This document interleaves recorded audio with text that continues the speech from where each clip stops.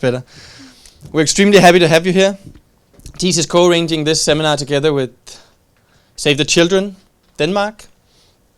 And essentially we have a huge amount of great people signed up for you today who will give you a great set of presentations. We'll be talking about localization and innovation and their combination or their intersection, i.e.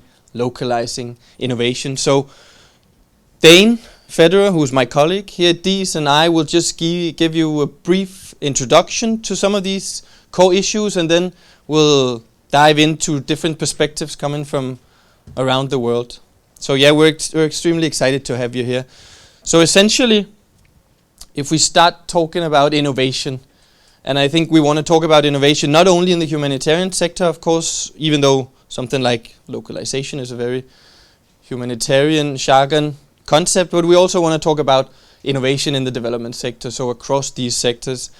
Of course, the drive to innovate, to think about new issues, to come up with different solutions, perhaps more radical solutions than prior, has always been an aim for part of the sectors at least. But especially in the humanitarian sector, of course, the drive for innovation was specifically sort of kicked off in the 2000s, in the beginning of the 2000s, where you had a lot of initial discussions we're still having today about inertia in the system, right? So about we've been doing this for decades, we're feeling a bit of a status quo, perhaps old ideas, old practices being maintained by old institutions. At least that was sort of the very strong narrative for why innovation was supposed to come in and try to challenge the humanitarian architecture and the humanitarian system. Right? Essentially because there's a huge difference between doing, and this is a bit, it's an annoying saying, but I use it sometimes, there's a huge difference between doing the same things a bit differently and then doing different things altogether, right? So we might have innovated over the course of decades, more improved, more efficient ways of delivering assistance, but those very radical questions as about whether we're actually doing what is, well, best, not just for beneficiaries, but for the system and for the planet in its entirety. Those questions perhaps haven't been asked to the same extent that we've sort of explored different attempts at increasing efficiency in the system. And the context, of course, of you guys being here and us doing this here in Denmark is that for the past years, a number of Danish NGOs have had strategic partnership agreements, as they've called, with the Ministry of Foreign Affairs. And under these partnerships, they've been allowed to spend a quite significant amount. Some would say far too little. Some would say perhaps far too much. But at least upwards 10% all of the organizations on innovation activities. So we've seen a lot of work going into innovation, building innovation capacities and so forth in Danish NGOs over the past years. And we wanted to explore that. And in the fall of last year, there was a very brief, somewhat superficial, but still an inception review that sort of attempted to look at what have these 16 different organizations been doing on innovation. And one of the conclusions perhaps was that there was a need to continue or to even beef up discussions about localizations, about how we can localize efforts of innovation. So that's why we're taking this up as sort of a productive discussion in saying, how can we improve some of the work that's already been being done on innovation, not just for individual organizations, but for the sector as a whole. So how can we combine localization and innovation? And that's essentially why we're here. So I'll talk just briefly for those of you who are not localization experts, and I assume that includes many of you. I'm not one either myself, but a little bit about localization. And then Dane will just talk a little bit about innovation, and then we'll return to some of the core questions we'll be exploring today about how we actually have those two meet. So localization, of course, as a concept for, especially in the humanitarian industry, emerged with, not emerged, but was sort of solidified with the grand bargain and with the promise that, from this quote I have up here of making principled humanitarian action as local as possible and as international as necessary. And of course, one could say that's easy to say because it's an extremely wide and relative term that damn well depends on where in the system you're actually placed. how necessary international action is supposed to be and how much local as possible is actually is. But that was sort of the initial discussions around trying to solidify localization and trying to sort of make a set of promises around the actions that would guide localization going forward. Why localization? Well, localization can have a lot of different reasons. Some of those, of course, that are usually made is that local organizations, local actors, local individuals, communities are fast responders because they're close to particularly where humanitarian crises might develop, but they also have a strong contextual knowledge and they can sort of see not just when the response is needed as the crisis develop, but also in terms of preparedness and so forth. And that's usually some of the reasons we talk about for why localization is needed. But also that humanitarianism and the sort of broader, what can you say, ambitions and the broader endeavor of humanitarian affairs isn't just sort of a global system of NGOs maintaining themselves and transferring resources, but that humanitarianism is a very deeply embedded local concept, right? So those are some of the discussions. Obviously, it's not a new concern. I mean, for decades and decades, we've talked about localizations in development, we've talked about ownership, and we've talked about participation, and we've hated all of these words because most of all, perhaps they appeared to us as somewhat buzzwords, and we had difficulty in putting them into action. So we've talked for decades about this. When we announced this seminar, a colleague of mine came and dropped a book on my table, which was a 1985 book on indigenous agricultural reform.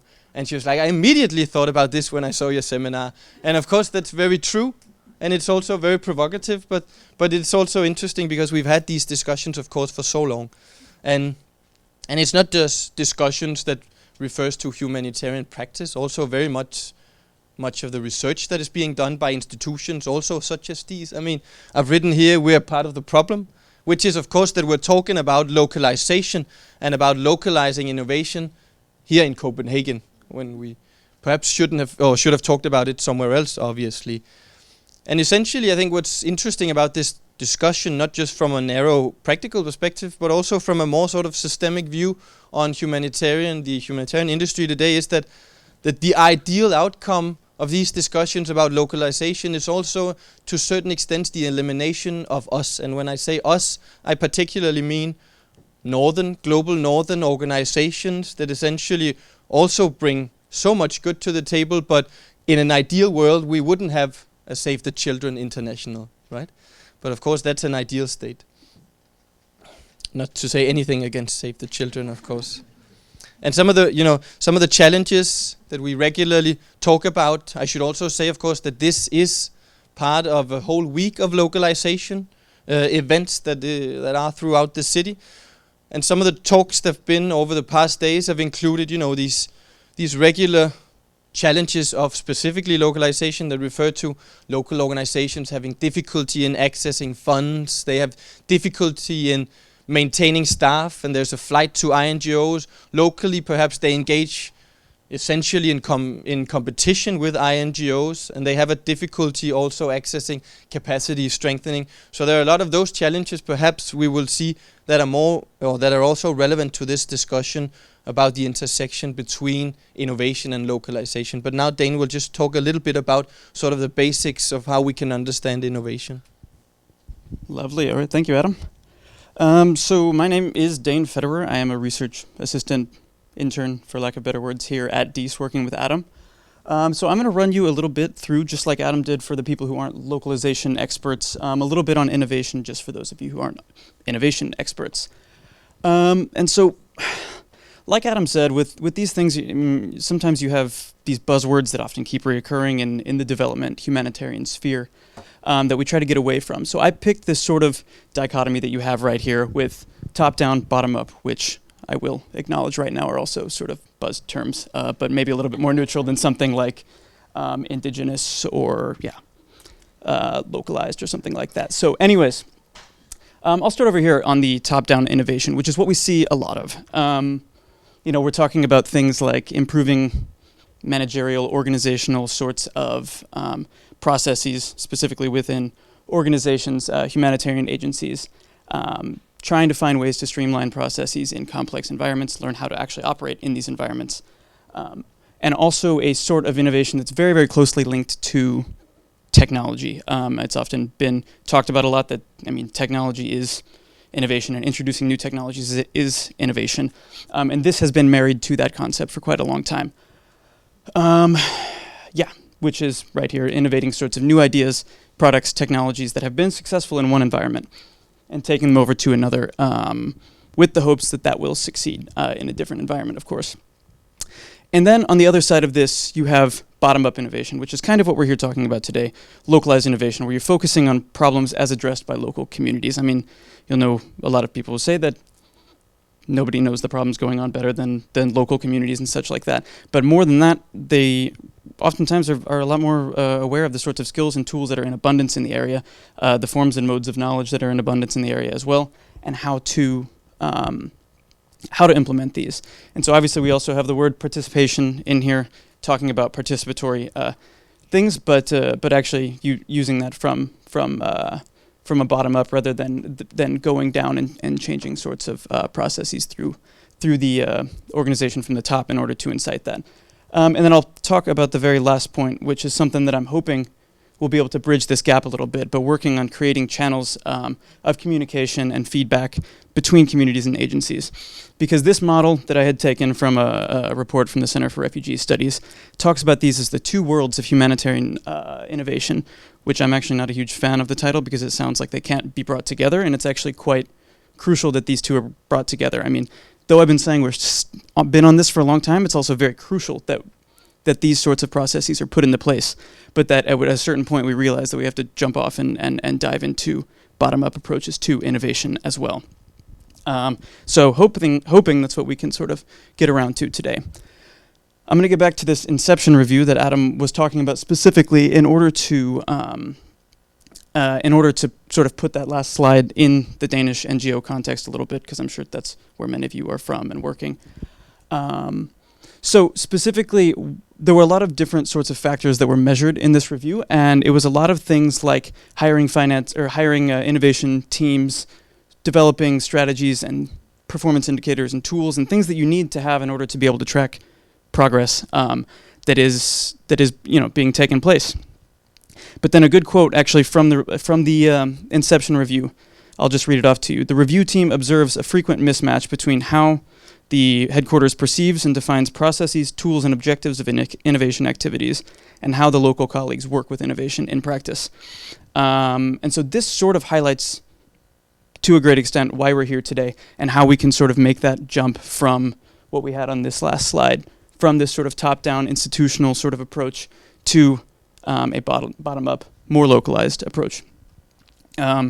And worth noting that this does say that there's this frequent mismatch, and we're not talking about that as an entirely bad thing, but we need to we're hoping to be able to get some tools and some examples of how we've been able to benefit from this mismatch in knowledge, because as innovation moves from one field to another, whether that's in geographic field or cultural or thematic, whatever that may be, it's not always going to carry the same meaning with it, and sort of realizing how to benefit from that meaning and bring these different ideas together is basically what we are doing. So I'm going to hand it back to Adam.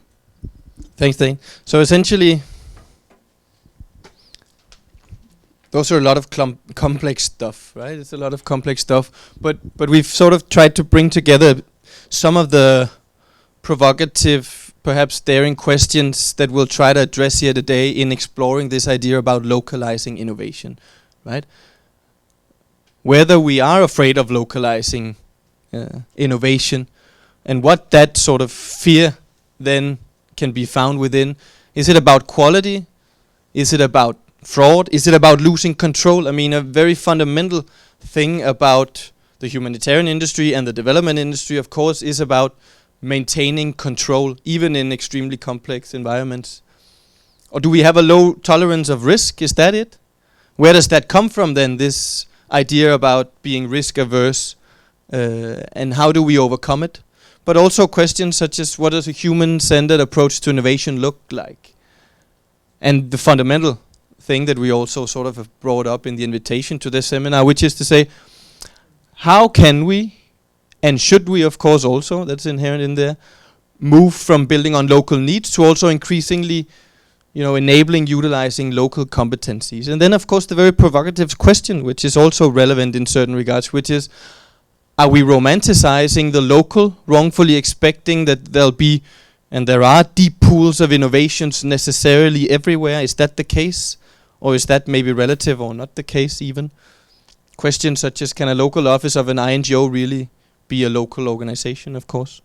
And I think this last point is where we'll end on before we move on to the rest of the program, which is hopefully a conclusion we can also make throughout this, but it's at least something we find important, which is to say that this idea about localizing innovation is not merely a technical issue, right? So it's not just about finding the right system or the right modality or the right model or the right framework of financing or what do I know. It is also a fundamentally political question, because localization is at its heart a process that challenges hierarchies of influence and hierarchies of resources and of power and of competence. So in that sense, I think it's very important to highlight, to us at least, that what's so interesting about this discussion is also that it's a very political one. It's not just a technical one where we can find necessarily a technical or a systemic fix to these issues. Now, with that being said, and all of these massive questions, luckily we have a set of bright minds to take us through this. We've sort of decided to split this up into two segments, and of course it's not to separate those from each other, and we won't. But it's just to say that in the first section we'll have Anna and Lydia, who I will introduce, but they both sort of work at the intersection of research and humanitarian practice, and that brings a lot of interesting perspectives to this discussion. And then in the second section we'll hear from Charlene and Joshua, who have come from Uganda, and we'll also I'll tell you later about specifically what it is they do.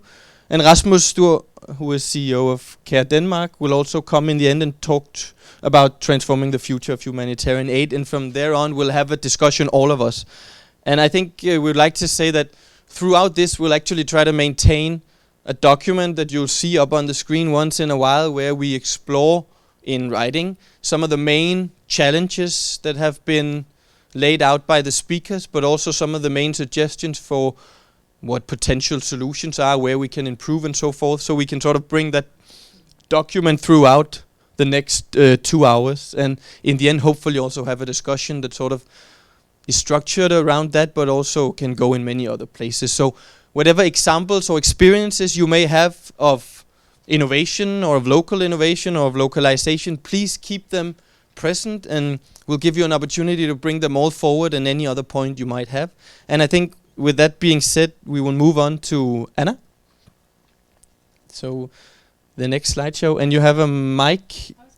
You're going to use this one. Okay, that's absolutely fine. Anna. Thank you.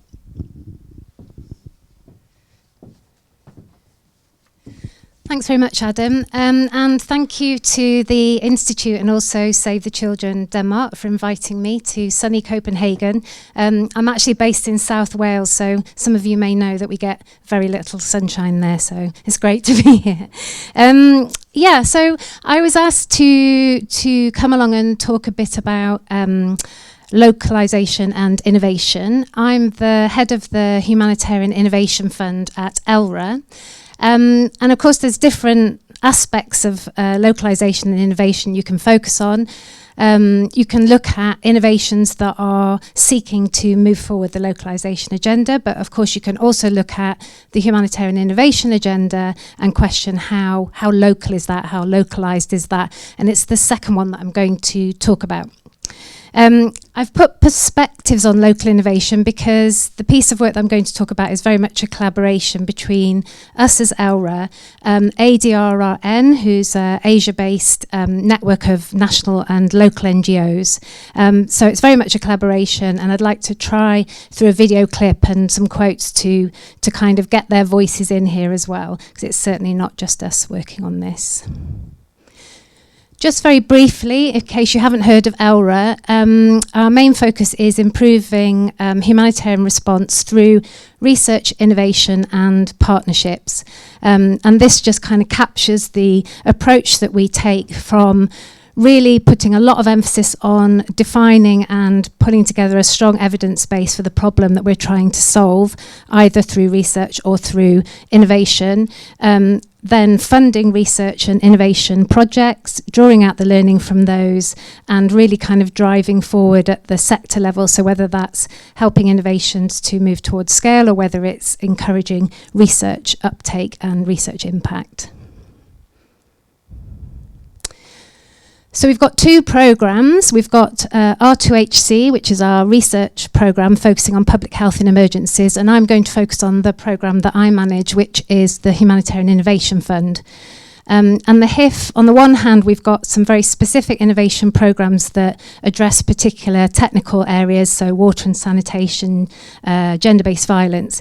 But we've also got areas of our work that recognise and seek to address issues at ecosystem level. So the question around how do we encourage and support and enable innovation to scale, and what does this mean? And also, how do we address the fact that there is this northern bias in terms of the funding and the support that's going to innovation? And how do we really encourage and support locally driven innovation? And just to give a sort of snapshot here, so 22 out of 176 HIF grants were led by actors, organisations from the Global South. That doesn't mean that we didn't have partners throughout all the other HIF grants, but I think that's indicative for a lot of the other humanitarian innovation portfolios as well, and it's something we've really got to address. So what I want to do now is just show you a brief clip from some of the partners in Asia and Pacific and just see what they think localization means to them, and then just kind of pick up on the work we've been doing in collaboration.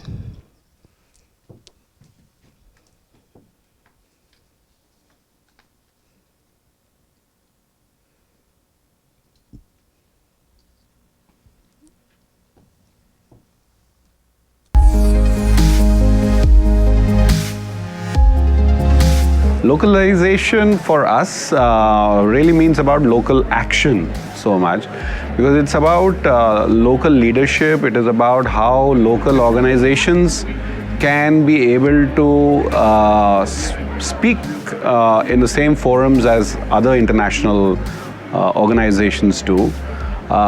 They have a space on the table. They have equal access to resources as international organizations do. It is about equality, it is about equitable distribution of resources.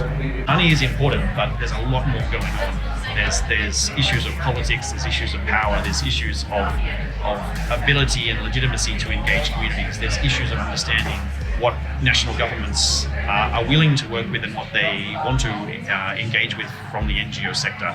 It is two-way affair. It's not only that you come from somewhere and helicopter down the solutions to the local, but also it is matching the local situation, local problems, and finding the solutions there.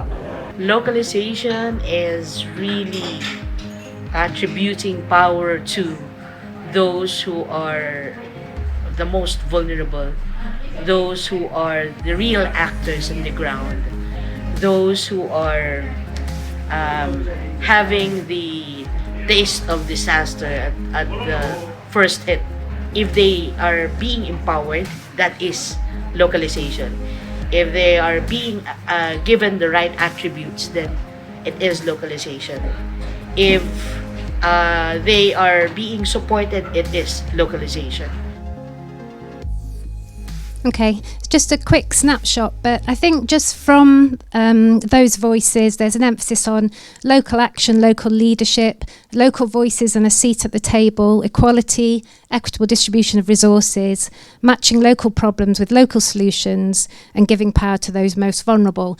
And I would say that despite all of our intentions, that isn't the picture of humanitarian innovation as we know it currently, and as Dane and Adam also picked up on. So, in terms of, oh, I've gone the wrong way, sorry.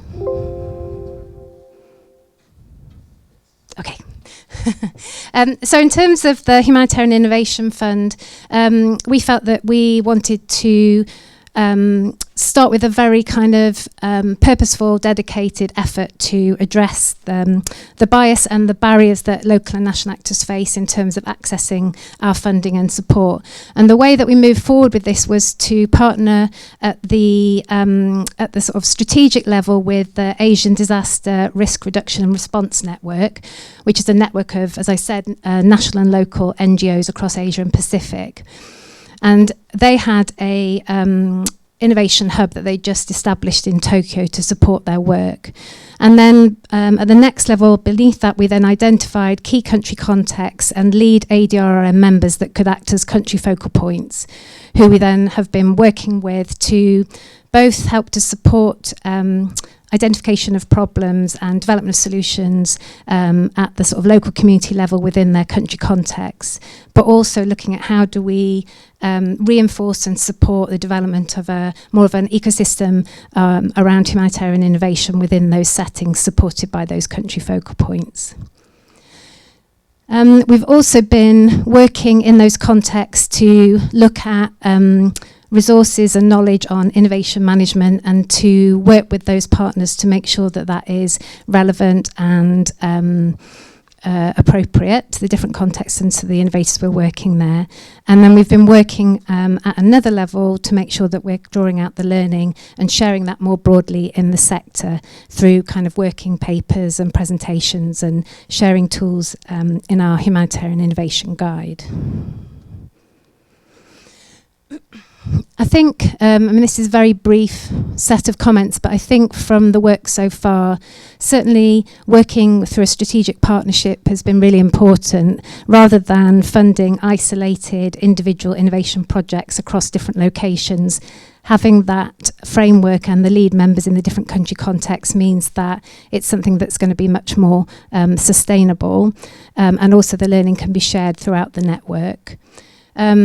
One thing that we are trying very much to do now within Elrha is to take a whole organisation approach, so not a siloed, this is our localization programme, but actually thinking, what does that mean for finance and grants? What does that mean for due diligence? What does it mean for all the different areas of our work? What does localization look like in our WASH programme, our GBV programme? And I've just included a quote there from Takeshi, who works at ADRN, who says, if the same value is not shared across the board, the culture and the sense of true localization cannot be built within the organisation. And then we've been setting ourselves objectives to address the sort of percentage of applicants that are from local and national NGOs within our own funding.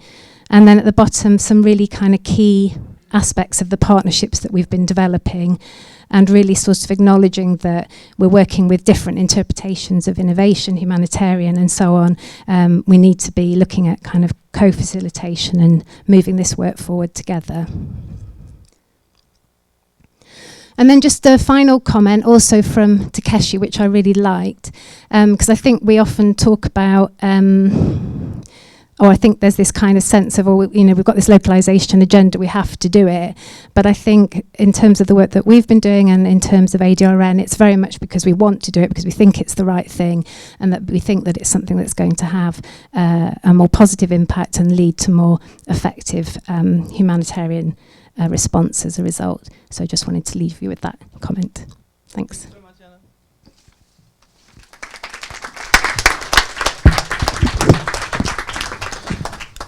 Thank you so much. Did you tell about one? That was great.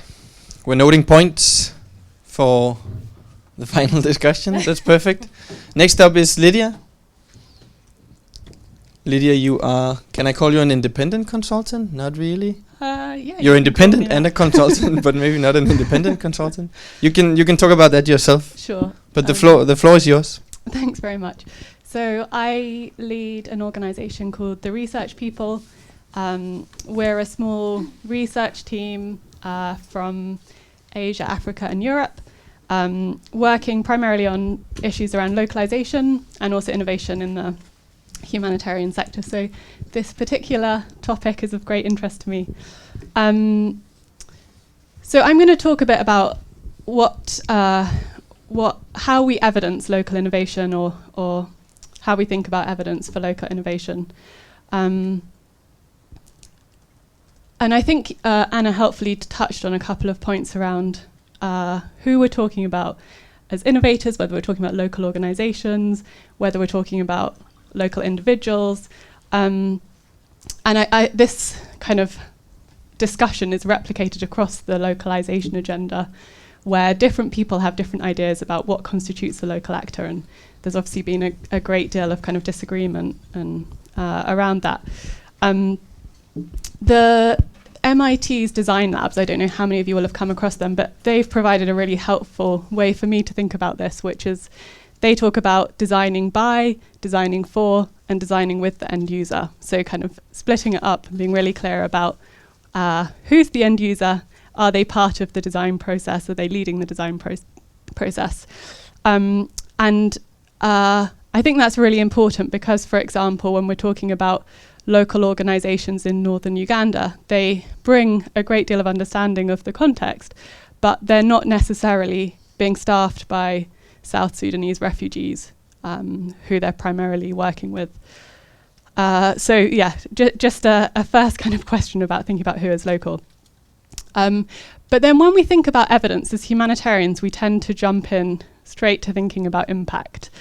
And I think over our research from the last few years, we've kind of been thinking more and more about why impact alone is an insufficient way of thinking about evidencing innovation. And I'm just going to highlight three reasons for that and three other questions that we need to be asking ourselves. So the first one is, are we addressing the right problems? How do we build an evidence base around whether we're addressing the right problems with our innovation or not? We did a piece of research with the DEP Labs, which was a Start Network initiative that ran for 2 years, ending last summer. And they had local labs in 4 locations in Bangladesh, Jordan, Kenya, and the Philippines, where they were working with innovators from the affected community and from the host population.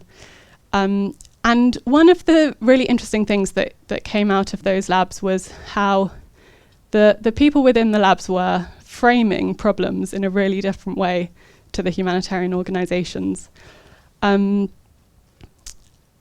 And so, for example, in the Jordan lab, the kind of second most important problem that the innovators identified that they wanted to work on was around NGO transparency in terms of eligibility for accessing services and understanding how to access services. And that's very unlikely to come up as a kind of primary priority for an NGO to address in terms of its innovation programming. And I think Elrha has also similarly published some research in the last couple of years that showed that within the study, innovators were, I think 33% of innovators were consulting affected populations as part of the innovation process. And some of that is because innovation is focusing at kind of organizational problems at headquarters. But if humanitarian innovation is really about addressing our most significant problems as a sector, then surely there needs to be a much greater focus on how the communities that we're working with are defining the problems that they face. And, you know, I think we've seen in the last couple of years a great emphasis on human-centered design as the solution that's going to solve our inability to adequately get feedback from communities. And there hasn't really been enough kind of critiquing of whether or not human-centered design is the right kind of process. And from my perspective, it draws very much on a kind of Silicon Valley model of innovation and less from the kind of participatory embedded processes that, you know, some parts of the development sector have been building on over recent years.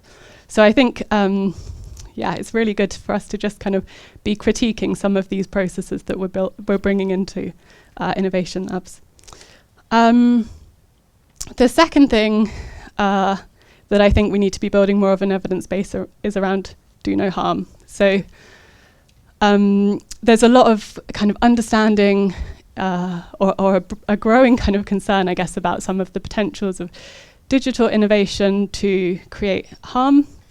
And Nathaniel Raymond in particular has done some interesting recent work on challenges of aggregated and demographic data and the potential for harm that has, and how as humanitarian organisations we're not really set up to understand and deal with some of those problems. But when we're thinking about local innovation, I think it's really important to think about what do no harm means from a local perspective. And that, I think, partly because humanitarian innovation has kind of come of age alongside the safeguarding challenges that the sector has faced, there has tended to be quite a top-down perspective on the ethics of humanitarian innovation.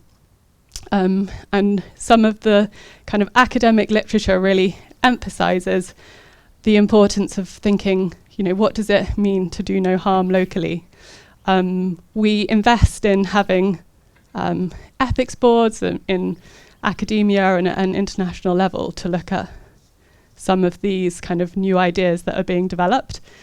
But I've yet to see an ethics board at a local level, and I think it would be really interesting to see how perspectives about harm differ and what different kinds of concerns are being raised from those kinds of processes. And then the third thing in terms of how we think about impact is about who is setting the priorities for the kinds of evidence that is collected. So I think partly because of some of the problems I've already highlighted, there's a tendency to look at very kind of formal methodologies when we're thinking about how to generate research around innovation. And there's been a tendency to kind of, because there hasn't been clear frameworks coming out for how to evidence innovation, people who do talk about it tend to look at, for example, randomized controlled trials as a gold standard, or very rigorous academic research processes. And I think that's a challenge because humanitarian innovation, alongside some of its other objectives, part of what many organizations are trying to do is look at what are the different business models that are going to be suitable in the future for some of these innovators. Some of the innovators that we were working with at the DEP Labs, for example, were looking at mixed grant-based and local business support. Some of them were trying things around crowdfunding. Some of them were kind of bottom of the pyramid types of business models. And if we place a very strong emphasis on impact, we're not necessarily ensuring that we're helping innovators to generate the right kinds of evidence that are going to set them up for following these kind of alternative pathways to scaling. So the GSMA fund, for example, has created a research fund alongside its financial support for innovators, where the innovators themselves are the people who are defining what their evidence priorities are. And some of those have been around generating evidence of the user experience. Some of them are generating kind of evidence around socioeconomic impact for donors. Some of them are generating evidence that's more about the kind of wider impact of their innovation on the community. But having a kind of thinking a bit more broadly about what is the evidence that is needed for this particular innovation and who's defining that, I think is another challenge when we look at local innovation. So yeah, I'm really happy to kind of take questions. I think we're doing that a bit at the end. The final thing I'd just leave you with is thinking about also who's doing the research. And I think the localization agenda has caused us to think a bit more about who's implementing programs, who's defining problems perhaps. But within the research world, there's still a tendency to draw on consultants and academics from the global north. And very little kind of effort to really foster and build up research capacity and particularly research capacity around innovation from elsewhere. So I think that's a future challenge for us to be thinking about. Okay. Thank you very much, Lydia.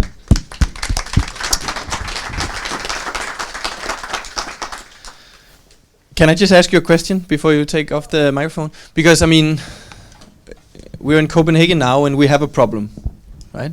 Yeah. We have a problem in the sense that once 16 Danish NGOs will have to renegotiate their strategic partnership agreements with the ministry, they'll be faced with questions about what was the outcome, what were the outputs, what did you produce from the funding you put into innovation, for example. We discussed this before we started the seminar, right?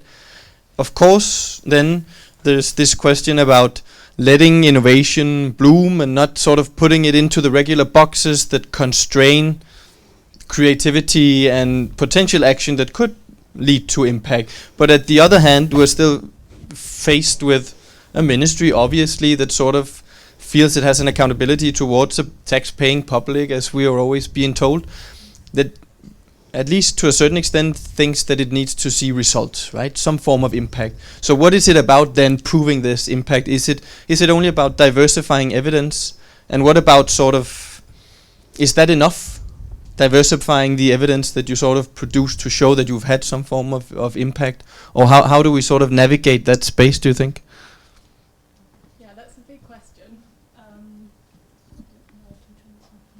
That's fine. Yeah, just. You can just. Am I on now? Okay, it gives me a few seconds to think. That's a big question. I mean, part of this is about the way we think about the problems that we're trying to address and what we as organisations and individuals are advocating to donors for, what we're kind of encouraging them to prioritise. Part of it, I think, is about how we as organisations engage with local innovators and what we see our roles as. And I think it kind of also comes back to the question of who are the local innovators. We did some research with the LSE, the London School of Economics, over the last year, where we collected life histories of 150 South Sudanese organisations and founders, and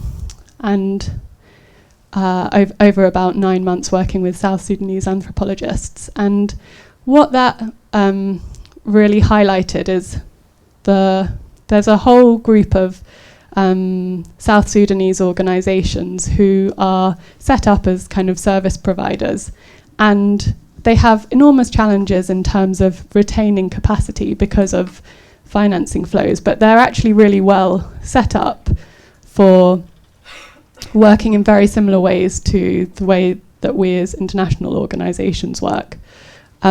So when we're engaging with those kinds of organisations, there are really important questions about how the way that funding is provided facilitates or doesn't facilitate them to retain capacity in order to gather the kinds of information that donors traditionally are looking for.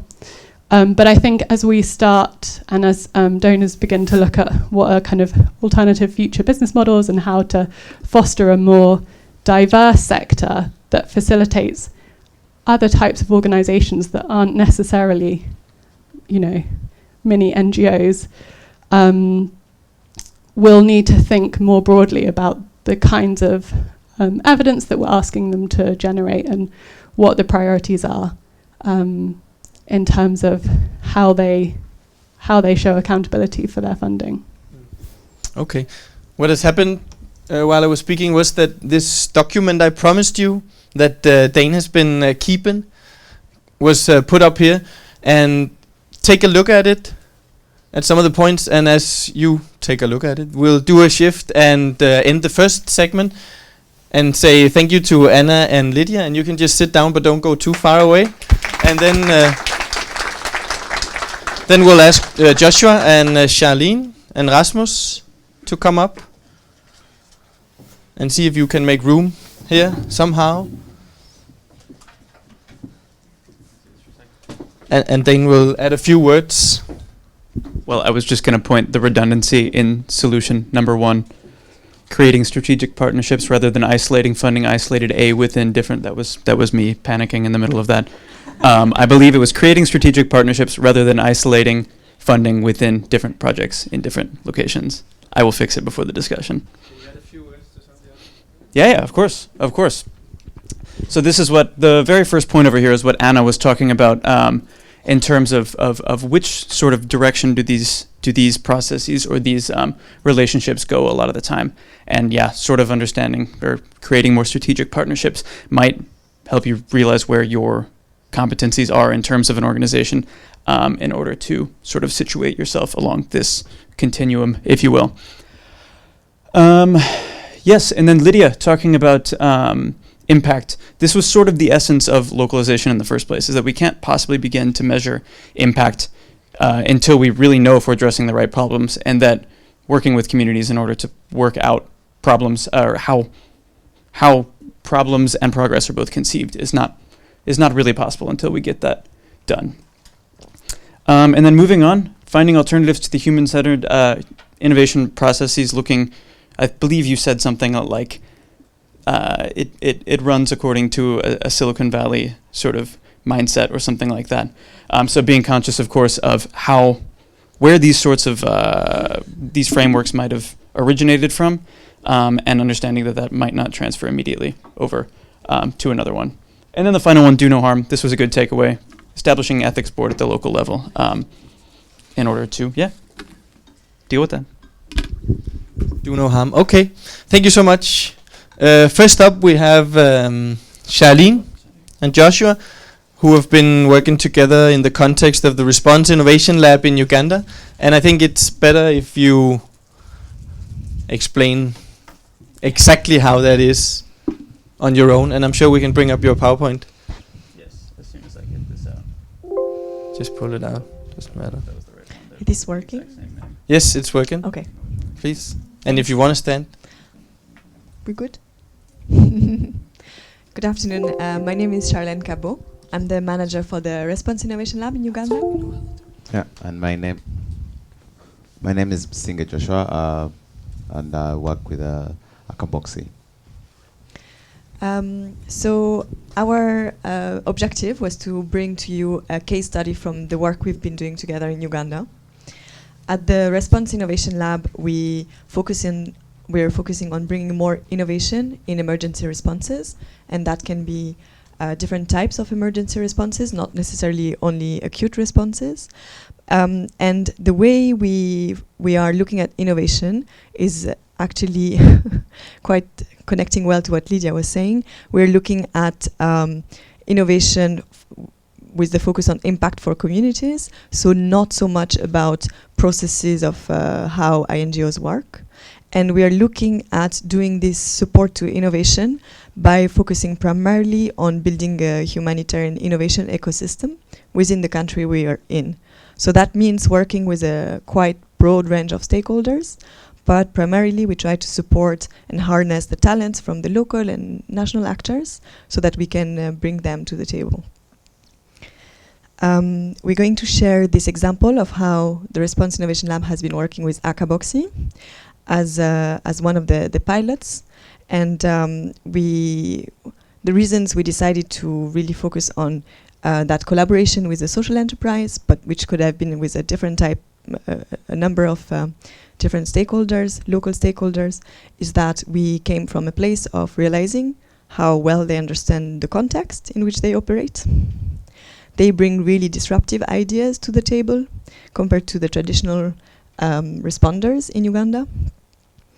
They have a view to be sustainable beyond our humanitarian project cycle. And also very practically, they bring good value for money, which is what our donors are also asking for. Yeah. Perfect. So maybe just a couple of words about the Response Innovation Lab before we go a little bit deeper in the topic. We've been founded by 5 partners. On the NGO side, Save the Children, Oxfam, and World Vision. Civic, which is the social impact accelerator based in the UK. And on the academic side, George Washington University. The Response Innovation Lab itself came out of a test during the Nepal earthquake response on how can you bring private sector, academia, and NGOs together to look at the relief needs and how can you deliver assistance in different ways so that you're more efficient and you bring better solutions to people in need. From that first experience, those 5 partners came together to consolidate this methodology, which we have now rolled out to 5 countries. So we're active in Uganda, Somalia, Jordan and Iraq, and in Puerto Rico. And in 2020, we're looking at expanding to 3 new locations. The Venezuela response, Gaza, and Cox's Bazar. The Response Innovation Lab serves as a connector between different actors. It's not an implementer of activities. And the way we see ourselves is also placing quite a big emphasis on how we're going to leave that innovation support capacity in the country context we operate. So in each of the labs, we are hosted by one of our founding members as we set up. So in the case of Uganda, about 2 years ago, Save the Children decided to open up a lab. But as we are progressing, we're looking for a national organization that is going to be co-managing it with us and keeping it going as Save the Children progressively steps out.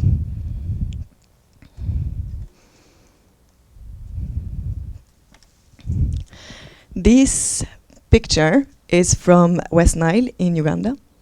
It is actually the road that enters one of the largest settlements in Uganda, where 230,000 refugees, mainly from South Sudan, live. Several reasons why I decided to show you this. First of all, it's a very open environment. You don't see a gate and you don't see a camp. The Ugandan government has a very progressive policy in welcoming refugees. Also, the other very important thing to understand about Uganda and the response we're providing there is that by now it's 1,300,000 refugees living in Uganda, some of them since over 10 years. So the needs are really vast, and people live in more than 11 districts throughout Uganda. So you're looking at a very complicated context in terms of distances, roads, connectivity, as well as for the refugees who live amongst Ugandans, a lot of distances from the basic services they're looking for. At the same time, the funding is going down. So last year, the Refugee Response Plan, which covers the overall multi-sectoral envelope of needs for refugees, was funded about 40%. For all of those reasons, there is really a drive for us to try and do things differently. At the same time, those difficulties in accessing and providing services that responders face, international NGOs, etc., are even more acute when you look at local innovators trying to come to those areas and support. And I'd like to highlight like 3 separate sets of barriers that they are facing when they try to provide support in those areas for the refugees and the host communities. First of all, there is only an emerging understanding within the innovative scene of Uganda that refugees and host communities can be served just like any other communities in Uganda with a service or with products, and can be a market for an innovation. Then, if those local innovators realize there is potential, they face a lot, like very high setup costs to try and reach those communities. And very often, as we discussed before, they don't have access to the right funding that could help them. They're competing against INGOs, and it's a bit harder for them to get that initial investment in reaching those people in need. Then there is a question of the risk appetite that as responders, both NGOs and donors we have for working with people who think differently. There is a fear of people not being compliant with our regulations, both more like financially, legislatively, but also not adhering to the standards that we have at our core of principled humanitarian action and protection of those most vulnerable people. And then there is this fear of failure, which is an inherent risk of innovation. When you try to do things differently, you also take the risk of maybe your approach not working. And you're fearing this risk, this failure, because of the very, very legitimate reason of having to deliver a crucial service for a population in need, but also because you have to report on what you've done, and you need to satisfy your donors so they continue to support you. So all of those make it really difficult for local innovators to try something in a humanitarian context.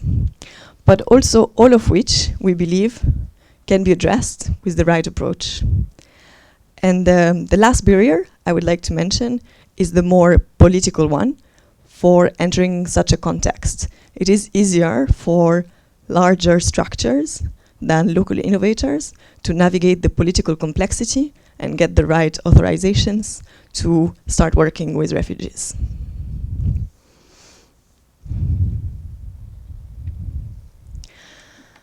How we try to address this kind of challenge at the Response Innovation Lab is by setting in motion a range of services, which we call convener, matchmaker, and support. The convener function is about really strengthening the links between traditional actors and non-traditional actors, so they get to know each other and they have more connections to understanding what else is available on the Ugandan market, who has good ideas, where can they find solutions from that are not necessarily from within the NGO sector or the more traditional response sector. So connecting the responders with the private sector and with the academia. Then we use a matchmaking solution function. So we will be looking at challenge holders, people with a specific problem on how they can serve an affected community and try to find a solution for them.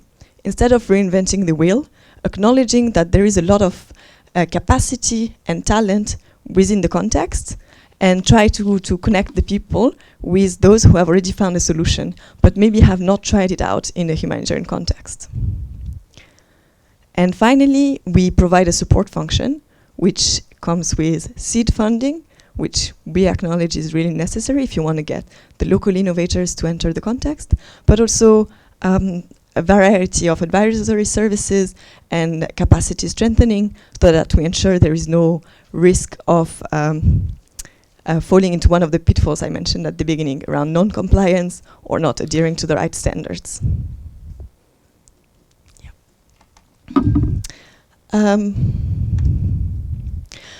This is just to explain how we decided to work with Akaboxy.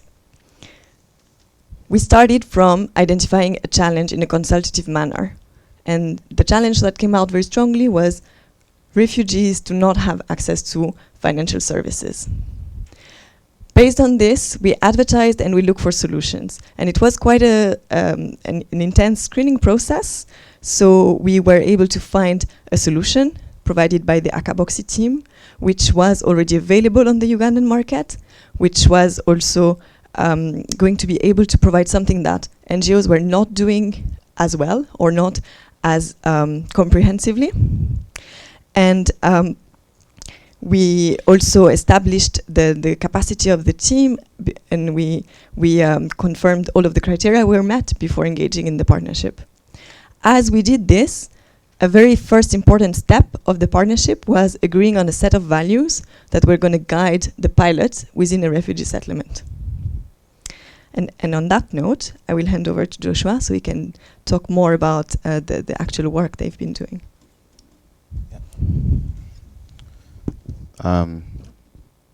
Thanks, Charlene.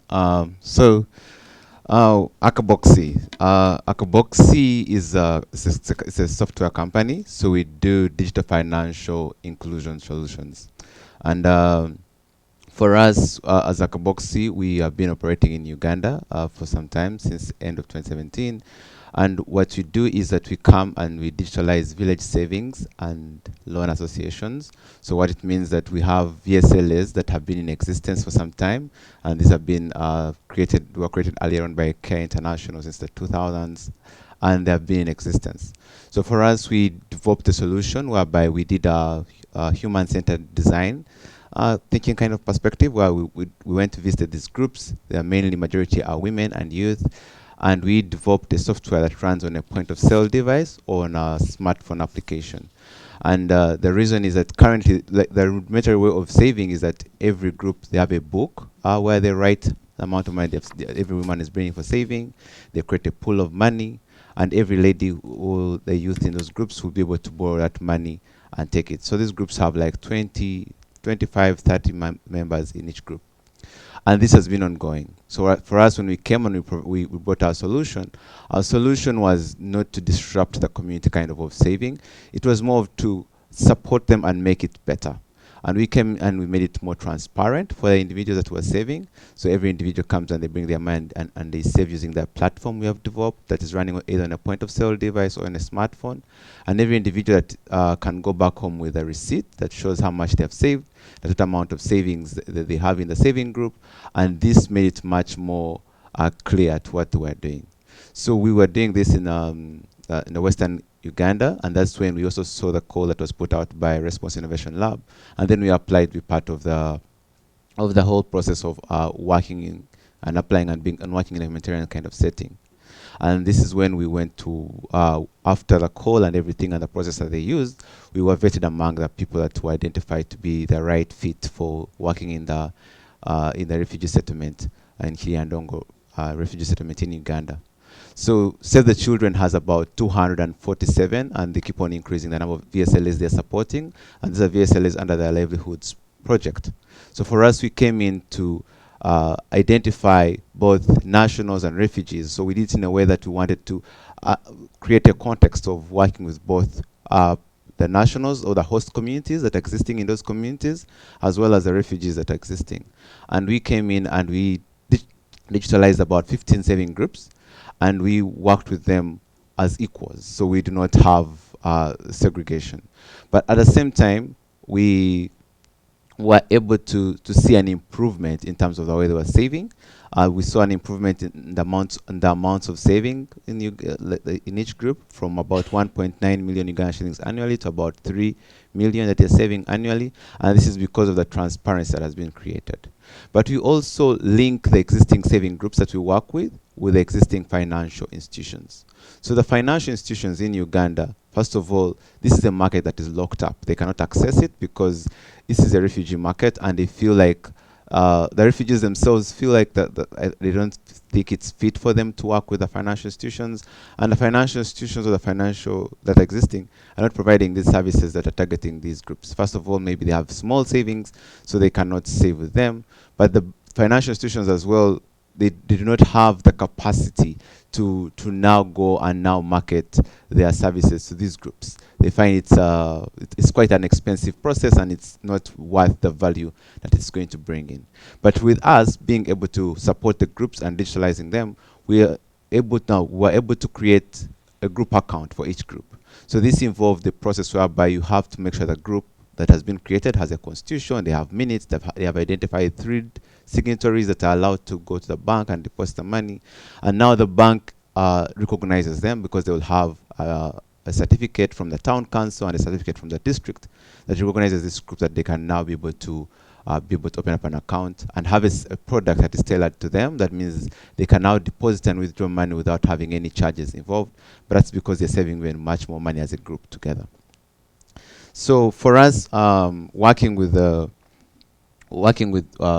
the Children and Response Innovation Lab also opened up more opportunities for us. First of all, this was a new market to us because it was the first time we started to work in a humanitarian kind of setting. So it was a new experience. In those communities, you realize these are communities that are a bit dynamic in terms of location, but also in terms of like the individuals themselves, the languages that they're speaking. The South Sudanese have different tribes. There's a lot of dynamics when it comes to working with those people, and you need to be able to adhere to those dynamics as well.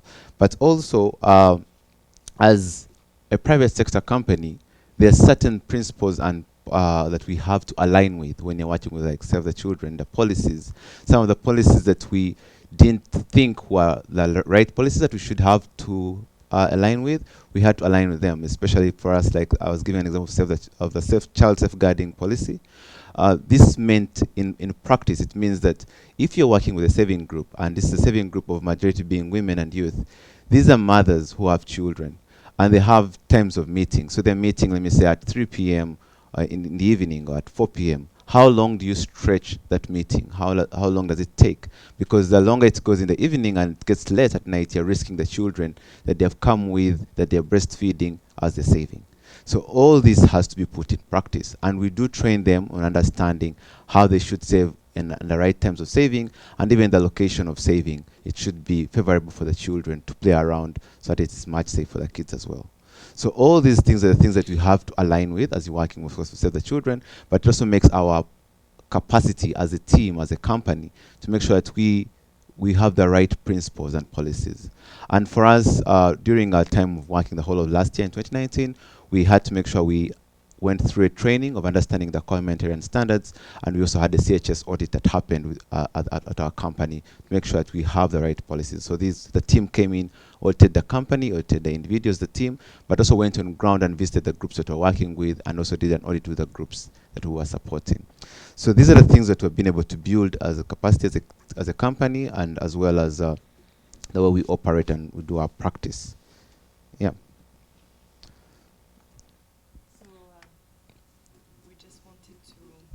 Summarize a little bit what we've been jointly as Response Innovation Lab Uganda, as Akaboxi.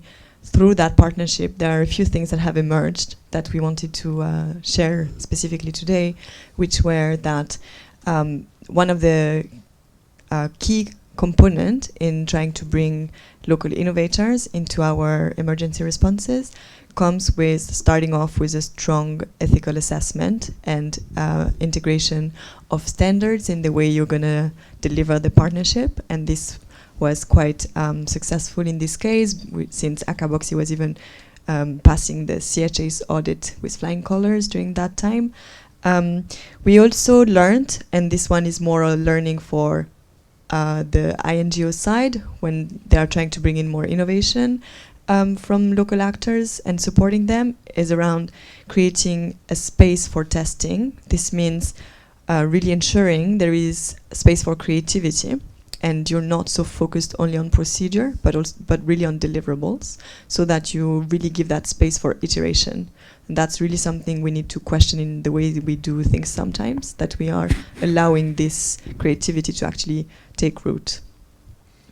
Yeah, and of course for us on our side is that when you begin working in a humanitarian kind of setting, first of all, you understand that the community that you're serving, and sometimes this is a community that may not have that may have limited resources. So you need to make sure you subsidize your service and product that you're offering to them to something that is more affordable to them, so that you can be able, as a business, still to scale, because you're looking at scaling.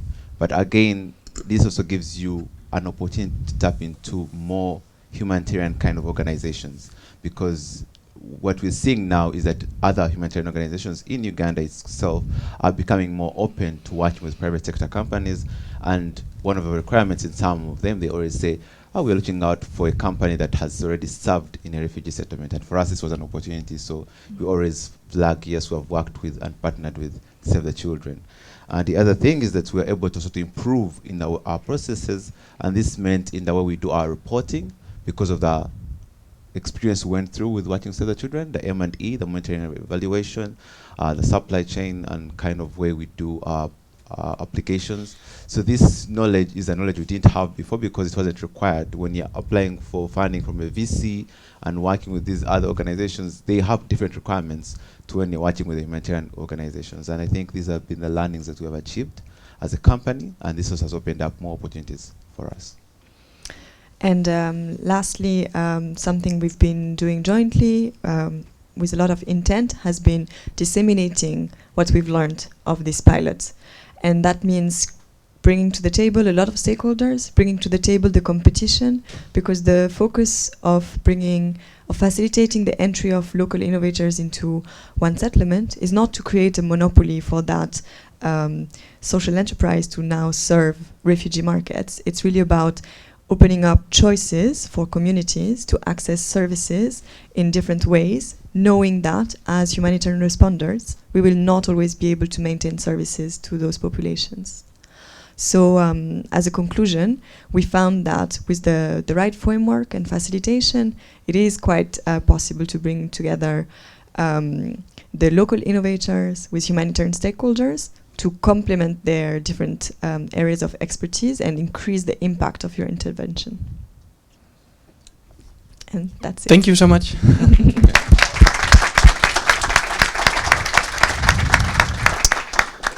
It's not really a question necessarily, but I think, Rasmus, as you prepare to be on next, and we can also switch the PowerPoint, I think it's hugely interesting also in terms of this discussion that we've had a little bit, or heard a little bit about it, but that we'll have more, I'm sure, which is to say sort of, how do you balance, on the one hand, not having too high barriers of entry, right, for those local actors, corporations, whatever you work with locally, in terms of living up to standards from the INGO, in terms of ethical requirements. We've heard talks about, the potential local ethical screenings and so forth. And then on the other hand, sort of giving the room that's necessary for some of the innovation to blossom, right? It's not necessarily a question. I think you've addressed it a little bit, but it's certainly a key issue, how you sort of make that balance in order to not, attract partners, local partners that are so well aligned with, for example, Response Innovation Lab already, or Save the Children already, or Care Denmark already,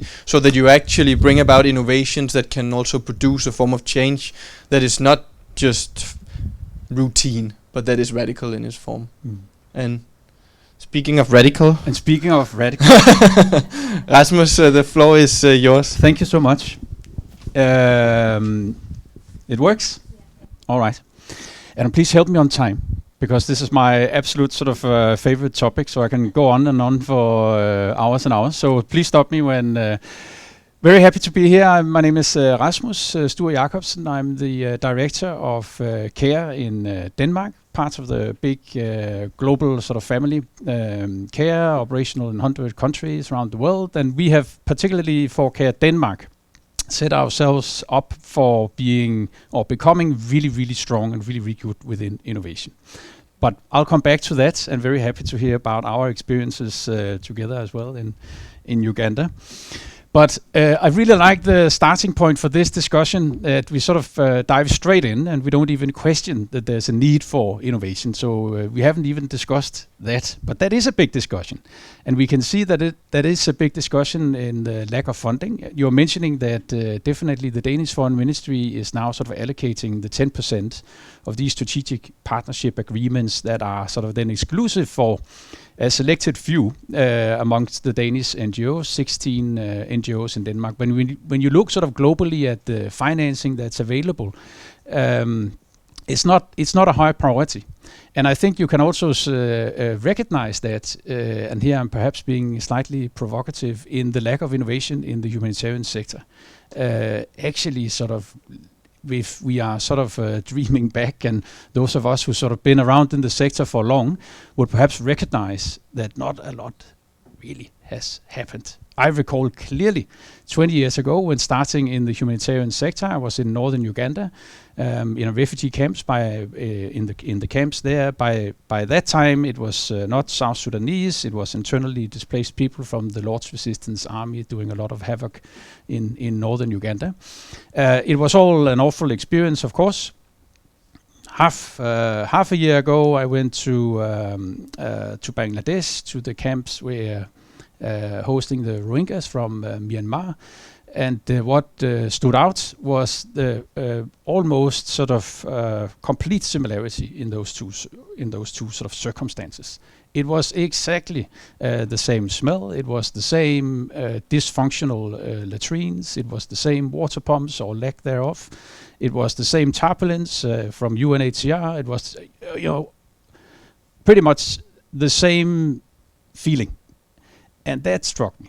20 years in the sector, and this is what we've been capable of changing. This is the change that we sort of been capable of. Almost none in my appetite. So I guess sort of saying planet. Firstly, I guess we have to recognize that there are issues out there that are left undealt with somehow. That we have problems that we need to fix. We are in agreement, I'm sure, that there's a lot of good things happening around the world, of course. We know the Sustainable Development Goals. We know that we are taking people out of poverty. We know that we are getting more girls to school, that we are sort of fighting malnutrition and so on and so forth. And that's all brilliant, of course, but there are difficulties as well. We know that we are far from reaching sort of having the resources that we need to achieve the sustainable goals. We know that there are parts of the sustainable goals where we are moving in not the right direction, but in the opposite direction. And if you're interested, Catherine Richardson, who many of you may know, did for the United Nations General Assembly last time sort of a very thorough report on that. And there are sort of not only a few parts of the Sustainable Development Goals where we are moving backwards, but quite a few. I think also when we look at sort of the NGO sector, we have to recognize, and you can read this in report as well. If you look at LNAP's sort of what is it called, state of the humanitarian system or something along those lines, they are arguing or evidencing the same thing. Actually, yes, we are doing better to some extent in some qualitative areas, but definitely also we are moving backwards in others. That's extraordinary. How can that be? We are moving backwards when it comes to our ability to dialogue with end users or beneficiaries. Our complaints mechanisms, our feedback systems are ridiculous. Absolutely absurd. They're so weak.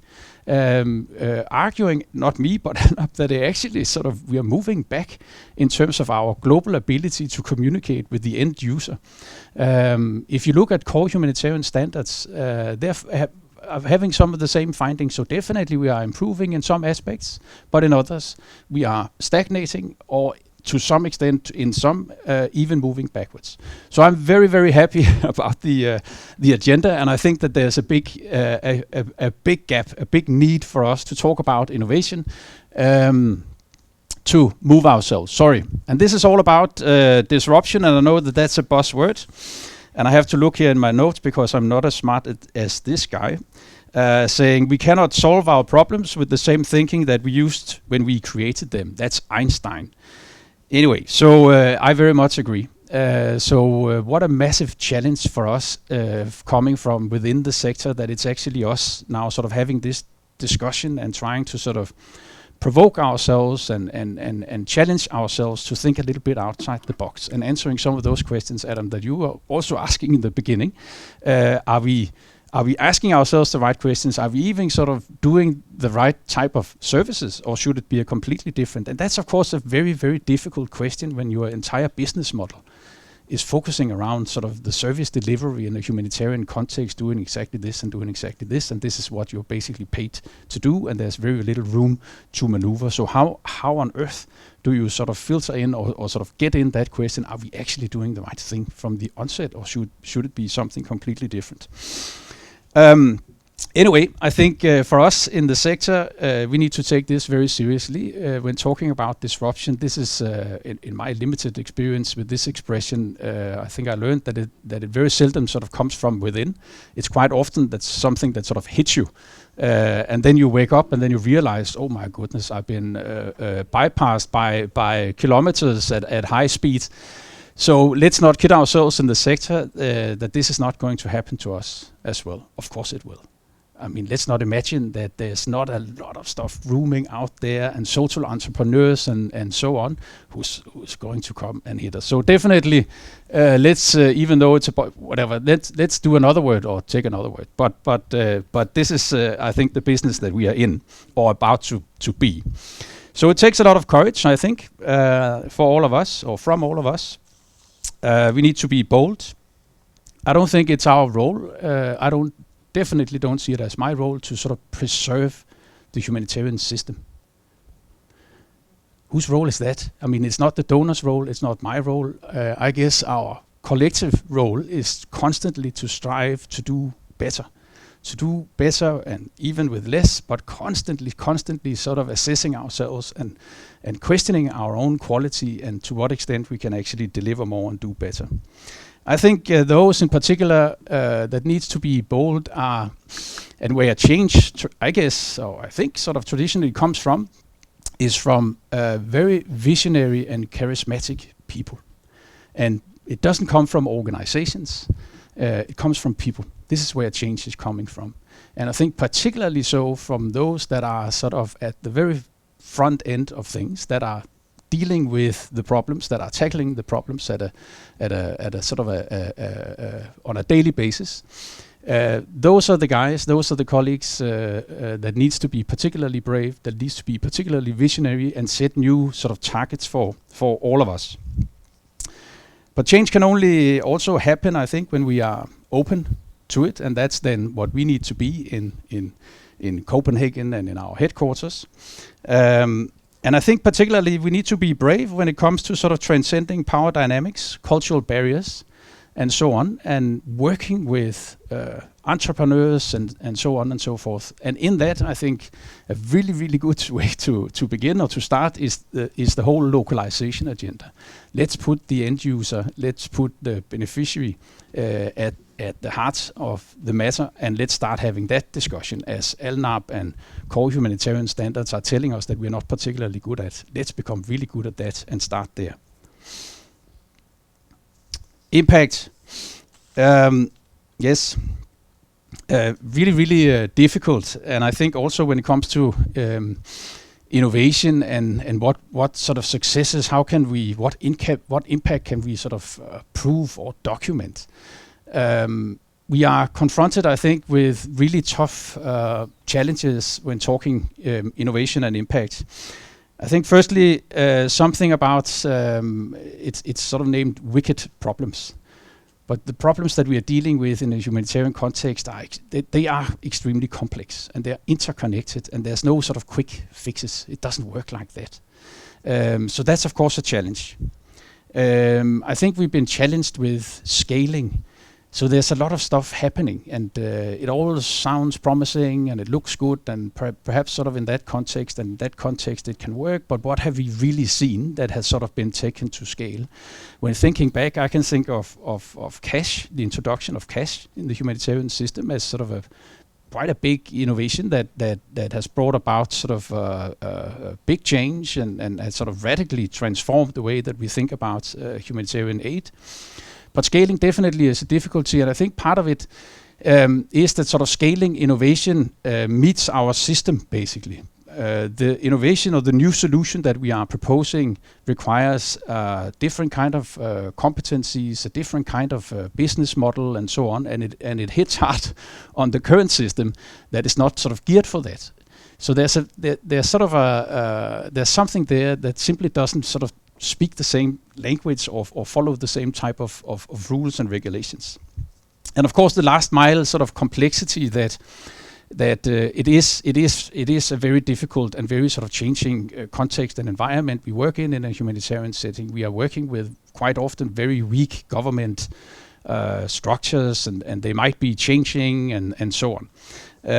Anyway, I think there is definitely a way ahead. I think actually when sort of looking through and reading through all of our different policies and guidelines, and we have so many of them, and they're so clever and smart and thought through, and I think we don't need perhaps a lot more of that type of stuff because we have it. So let's implement it. I think that's the weakness, that we have all these tools already, and we do have sort of, all that we need in terms of sort of the thought processes. But the difficulty and where we are struggling is to actually then live up to all the stuff that we have on paper. I think also sort of from an operational perspective, the way that we are going to approach impact and change is not perhaps sort of by having the ambition to sort of come up with the big new sort of big bang transformative thing, but quite the opposite actually, that smaller sort of more concrete innovation, much more incremental. Testing, learning, doing it again, and sort of taking one small step at a time. Ethics, we talked a little bit about it, and I'm looking forward to sort of having that discussion, because we're contemplating that, of course, within our own organization. And it's not, I won't sort of stand here and say that I have all the answers. The way definitely that we are trying to address this issue is by a close involvement and engagement by the beneficiary or the end user in the entire process, from the ideation phase throughout the design phase and testing phase and so on. Constantly sort of having that feedback loop on what it is that we are developing together, and then hence sort of trying to do our level best to make sure that there's a relevance there. Clearly, there's a capacity or sort of a issue as well that we need to consider. You can't, of course, in a humanitarian setting, if we are sort of in the midst of war, of course you don't sort of embark on a testing process with the beneficiary. So there's issues there, but I'm looking forward to that part of the discussion, because I guess we all have to learn a lot. When talking about innovation, we fail. That's part of it. How much can you allow yourself, and how much can you sort of how much can you fail in a setting where people struggle to survive? And sort of, so what's the balance? What's the balance there? So on balance, I think when I get hammered somehow about my sort of fascination with innovation, it's quite often along the lines of sort of innovation equals tech as one sort of dark horse or sort of assumption in that, and also that it somehow sort of resembles, and that's away from the localization agenda. Then when you speak about innovation, there's a sort of an assumption that it means this is all the Western technology and this is all sort of the Western expertise that we're then going to, and it's all sort of going to take us back 40 years in terms of how we sort of worked with development and humanitarian aid. So, firstly, of course, tech is not an end in itself. That's a lever for whatever it is that you want to achieve. And secondly, in terms of the partnership, and types of partnerships, I would perhaps sort of be a little bit provocative on that and the localization agenda, and saying I think we need to challenge sort of the little bit sort of dogmatic approach that we've had in the development context about sort of local actors. Local actors is of course extremely important, but so are other actors that can add value to the solution that you are trying to arrive at or achieve. So I'm arguing for sort of a broader partnership concept, basically. Of course not moving away from the local perspectives and the localization agenda, but I think broadening our perspectives and enabling and allowing a wider selection of stakeholders basically to join in. And the question for me there is not so much where you're coming from or how far are you or sort of it from the problem or how close are you to the problem. It relates more to what is the added value. What value do you bring? If you bring value, well, then welcome, and let's have a discussion about how it is that you want to contribute to this particular problem. But there's a balance, and it needs to be balanced right. So I think I'm coming to the end.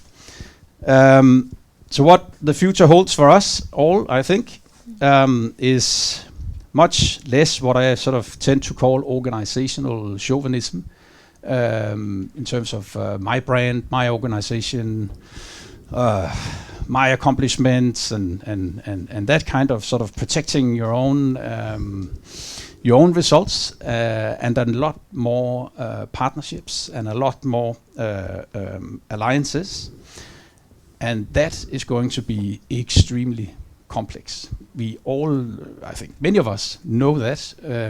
It sounds great. Let's bring in more partners, because we all know different things and we need to solve the issues in a holistic manner and so on. But there's a big difference from being sort of 2 around the table to being 10 around the table, particularly if you come with 10 different types of business models and cultures and what have you. So there's a big sort of learning, there's a massive learning there, I think, ahead of us all. And I think finally, sort of on the radical, yes. Perhaps not so radical, but I think some of the key words for me in terms of how do I, when I really get radical, what is it all about? It's about collaboration. I talked about collaboration with the end users as the prime. It's about creating the time and the space to think, to innovate. I think it's about sort of the resources and making the resources available. I think it's also about taking risks extremely seriously. That points a little bit back to the ethical discussion as well. For me, innovation is not about not caring about risks and accepting sort of all risks. Quite the contrary, actually. It's about really being extremely careful and thorough in how you work with risks in your project. Work with your own culture within your own organization, and above all, engage the end user. That's it for now. Thank you, Rasmus. Thank you. Okay, a few things will happen now. Dane will bring in a minute the document that will sort of try to inform a bit of the discussion up here. But also, if you could get up, Lydia and Anna, get up. I can take the other chair over here. Yeah.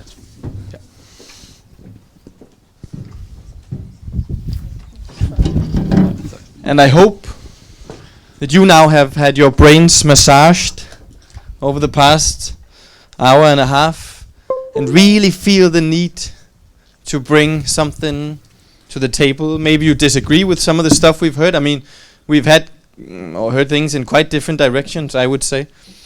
But maybe you've had experiences with some of these issues. Oh my God. Yeah. Do no harm was a principle we just talked about, Dane. Please. That is a long list. Yeah, I will help navigate.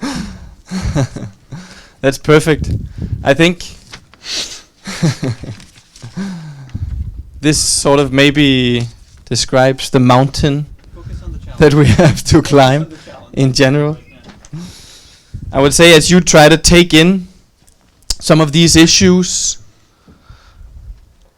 we've had both challenges and also some solutions proposed.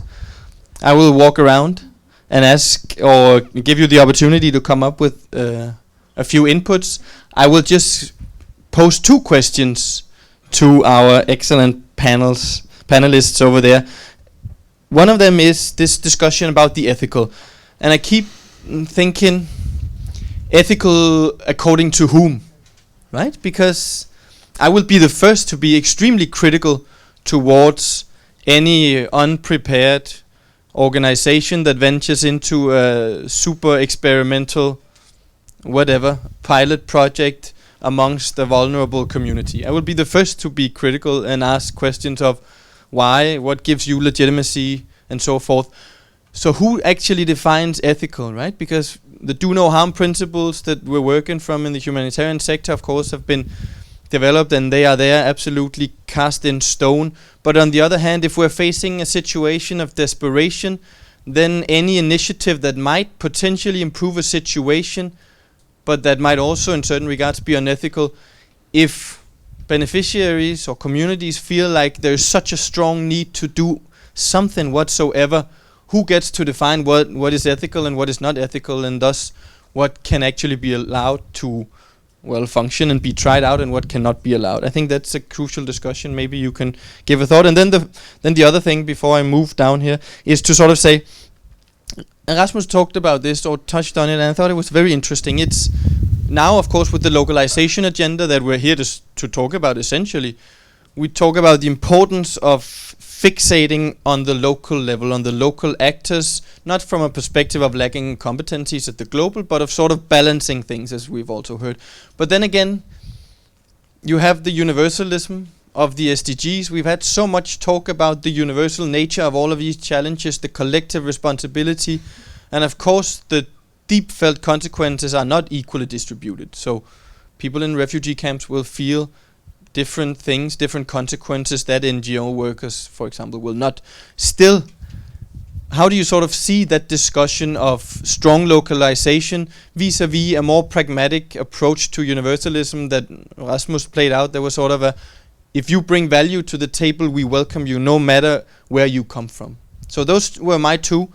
Now, if you have anything, please raise your hand.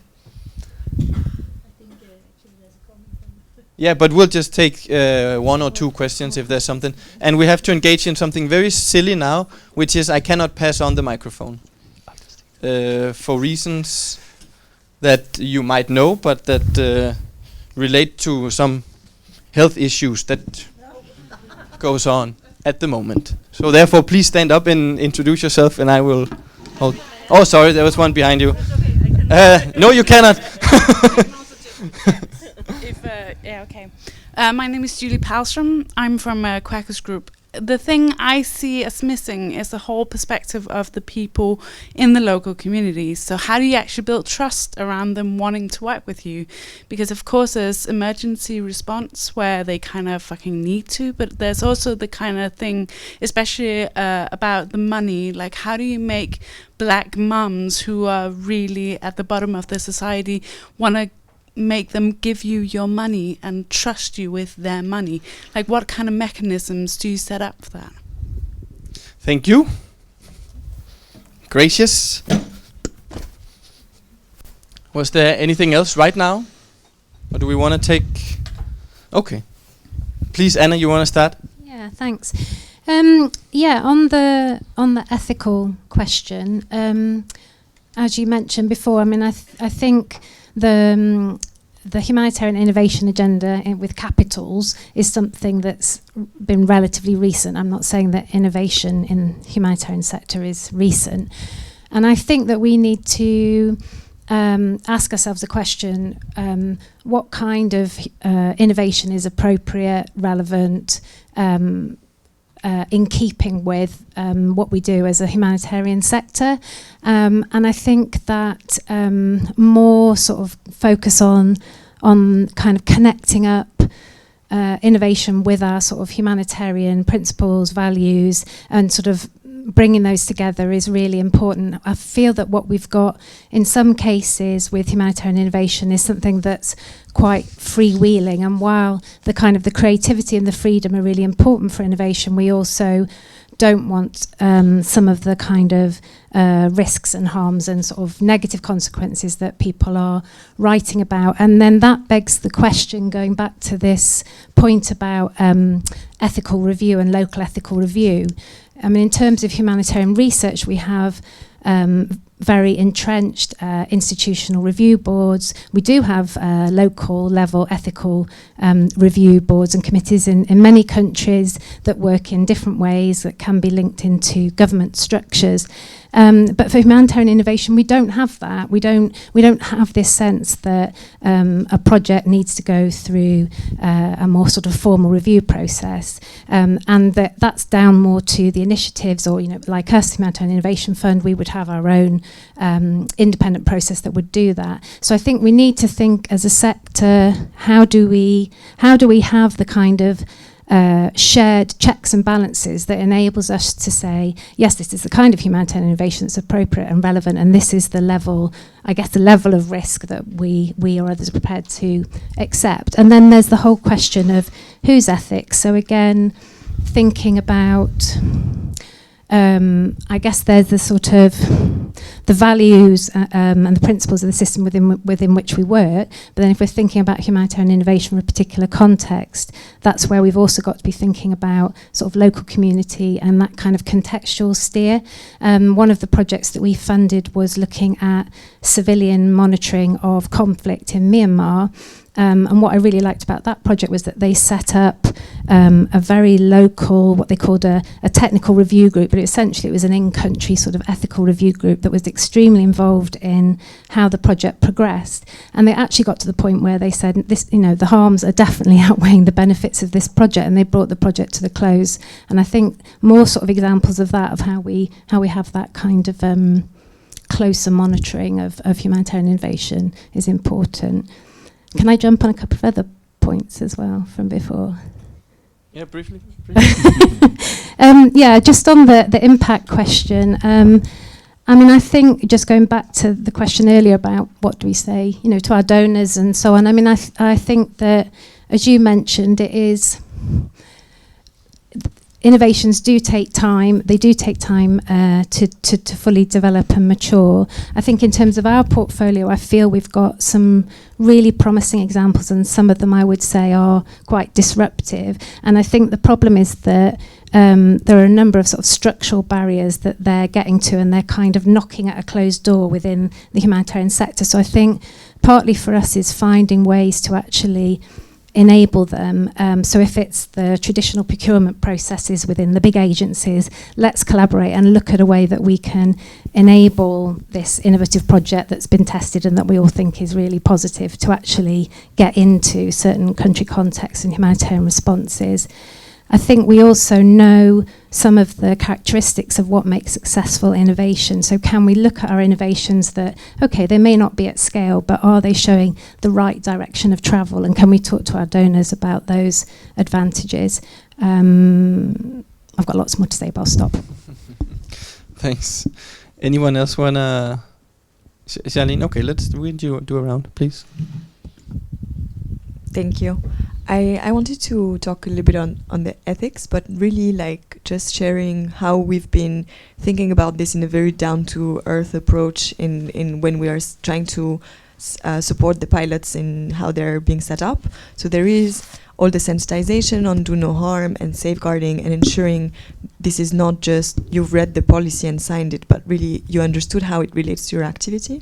But then I think piloting and innovation in an ethical way is also asking a lot of the questions that we are asking ourselves or should be for any project we bring, especially those that have quite a short project cycle. So like you're trying something new, you're creating expectations within a community.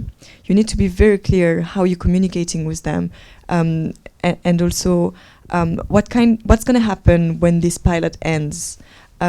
And it's about making sure you're not creating expectation that you will leave unfulfilled when your pilot ends. And it's a bit the same in other type of projects. But if you're trying to test something new, just it has to be done in a way that you're thinking about how your initial investment in this test is giving something to that community already who is being asked to partake in trying something new. So like quite I think really simple things around how you program, and also how the question on the relevance for that community we've been addressing by looking with like technical experts on different topics, and specifically bringing on government bodies experts from different ministries who know very well the context in which we work and can give really a very comprehensive perspective on how this is going to fare. So trying to integrate those things in a very practical ways can help reducing risks in the pilot phase, I think. And on the question you raised at the end of our presentation on the balance between quality assurance and compliance and the creativity and the flexibility. It's about you have certain standards on which you cannot compromise, and then you have those more procedural ones for which you can create a progressive capacity strengthening to ensure you're going to get there. And in the meantime, you can work around focusing on deliverables rather than processes. And then there are those ones like do no harm that are non-compromisable. Right? That's how we do it.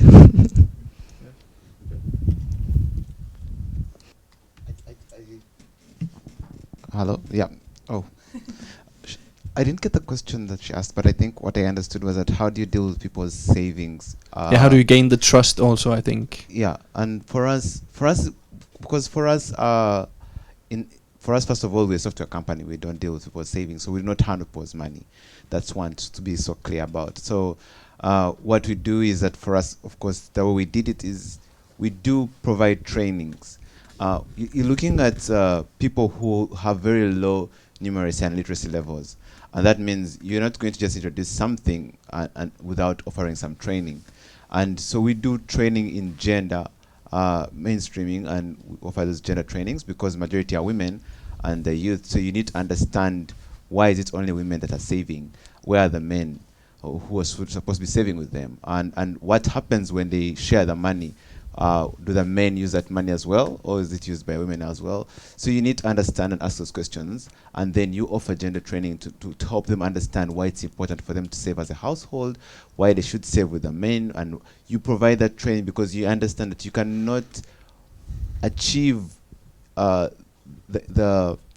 what you want to achieve holistically in terms of increasing a household's income. Well, that means you want them, if they've been saving, for example, if I would say like, if they're saving €2 per week, you want them to increase to €5. For us, we're doing that in a business sense as well, because for us, the more savings, maybe the more we now know that this group is going to be more sustainable, it's going to exist for longer years, so it's going to just ending after 2 years or 1 year. So we do that training and gender training. Then we also do financial literacy. The financial literacy is very important for the groups because before you introduce the group to a financial service, like telling them you're going to be able to bank and open up an account in the bank, they need to understand, why should I put my money in the bank? Why is it important? Why shouldn't I keep my money in my house? And now it becomes much more complex when you're telling a refugee to take their money to the bank. It's first of all, they feel they're foreign in the country. Second of all, they feel like they're already left out by the institutions themselves. So the institutions are not coming to them. So why are you telling them now to go to them and then bank their money? But we do that as a training so that we can create trust for them to trust us, but also to trust a financial institution that we have decided to work with within the setting or within the region where we're operating. And for us, that's how we've been operating with the refugees we work with. And what is the impact? Because we've talked about sort of keeping eyes all the time sort of on the impact to a certain extent, not in terms of necessarily documenting it, but making sure that the innovations work towards having that impact. So I'm just asking sort of what, also in terms of gaining the trust, do the women sort of, can they see projects where their fellow friends have spent some of the savings that they've accumulated collectively on something which they then look to and see, okay, that's a form of progress, I want to attain that as well? To give you a practical example, what we identified for us when we wanted to work with the Group 7 was that we wanted to work with groups that had saved for more than 1 year, so they were like in the second year of cycle of saving. To us, it was very important because we wanted to see that we would work with groups that have understood the VSLA principle of coming together and saving as a group and creating a pool of money and borrowing. And that alone, even when we did work with the groups and identify the groups that were already existing, we found that groups that had like one cycle, groups that had gone into a second cycle of saving had now appreciated the importance of having a village saving and a loan group where they were part of. So that was seen in terms of how much they were now saving. So majority of the groups that started like with one cycle, this was something that maybe Save the Children had introduced under Livelihoods program, and they're telling them it's a good way of keeping of saving. It's a good way of saving. You can come create a group of with your fellow people that you know that stay in a close neighborhood, make a group, bring your money together and borrow. And some of them, of course, were even skeptical because now that is an innovation of itself that Save the Children was introducing to these groups, because they're trying to show how it's important to save. For us, we came to digitalize, but there was already an innovation that was being created. So the people, first of all, thought, maybe Save the Children is here making us save money so that maybe they can come and take it.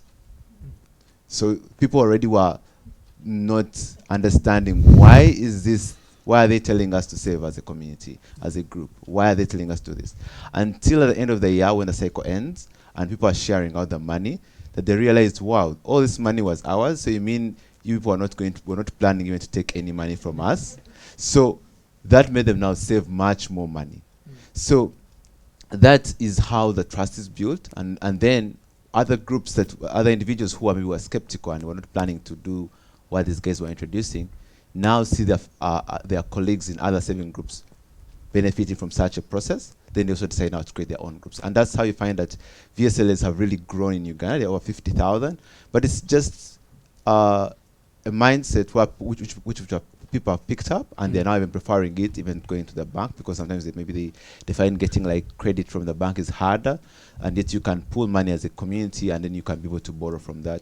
And it's also being done, of course, even by people like in Uganda, if I was to go out to the humanitarian setting, but you'll find that in Uganda itself, people that even have accounts are also going back in their villages and communities to do that kind of saving, because they want to create like a community aspect, and there's other dynamics around it and why they really prefer to do that kind of savings. And a very quick question, because now, of course, this is a joke, but if today is about eliminating Save the Children, then could you have done this? I mean, can you do this moving forward without Save the Children? Because now it's based on these groups, the VLSA groups and so forth. But if we talk about in an ideal world being able to do this without maybe the support of an NGO and so forth, what does that picture look like? So for us, like how I started telling at the beginning when I was telling how Akabox started up, we started from Western Uganda. We weren't working with a humanitarian organization, and these groups are already existing in Uganda, and they've been around. And some of them we do create them. Others we of course, when you're creating them, that means you're going to train a group on a VSLA principles of how to come to save together and how this works out. And then we digitalize them. For us, in terms of sustainability, we as a business, because we are for a profit business, we're not an NGO. For us, we have ways of making money. We have subscription fees that are attached to using our platform. If you're using our platform to save, we charge a small subscription fee.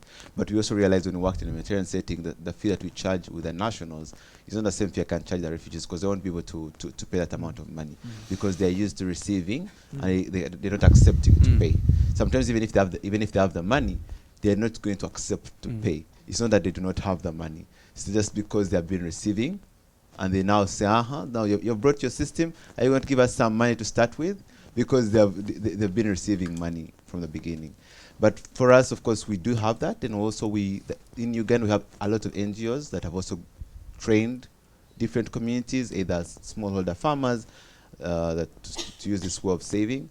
And for us, we provide those NGOs with an access now to a dashboard, so they can view and see how these groups are performing and how they're improving. And also in the other nationals that we work with, as I said, we understand the source of income. So we come in and see how we can support them with their source of income. If it's agriculture, we see how we can provide agricultural inputs that are subsidized so that we can boost their income. Then, of course, we look for market for the agricultural produce. And so that's how we work. Then also with financial institutions, when we help them increase the deposits in the bank, then you try to see how the financial institution can give you a commission of these increased savings that they're receiving from the groups. Okay, thank you. Lydia? Few comments? Yeah, I'm going to focus on the localization question. So I think the first thing I would say is NGOs play a really important role, because they bring an understanding, and in some cases, multiple hundreds of years worth of thinking about vulnerability and how to protect the most vulnerable in these kinds of settings. And so they're a really important partner when we think about humanitarian innovations and social enterprises, where other partners are bringing different emphases and skills and perspectives. So then when we think about, I guess, specifically localization of NGOs, I agree that, it's the diversity of different ideas and perspectives that can kind of bring a great deal of value to humanitarian innovation.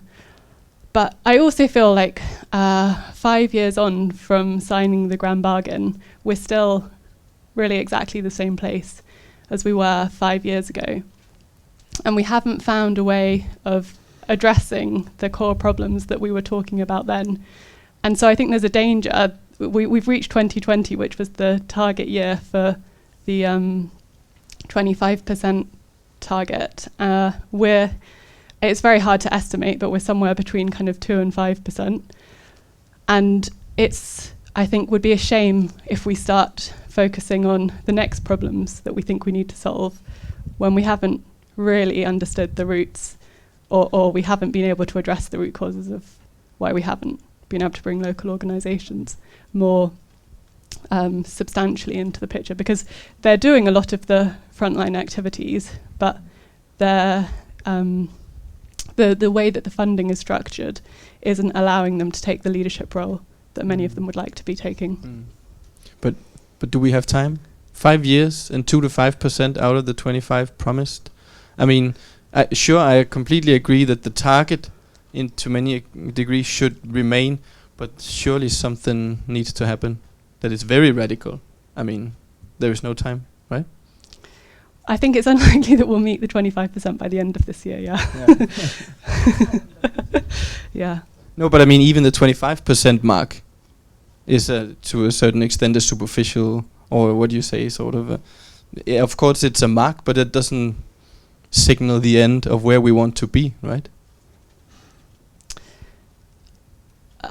Yeah, I mean, I guess people will bring in different perspectives of the different roles that organizations can and should play within humanitarian contexts. And, you know, there is often great value in having international organizations who can play important roles in terms of solidarity, support, financing.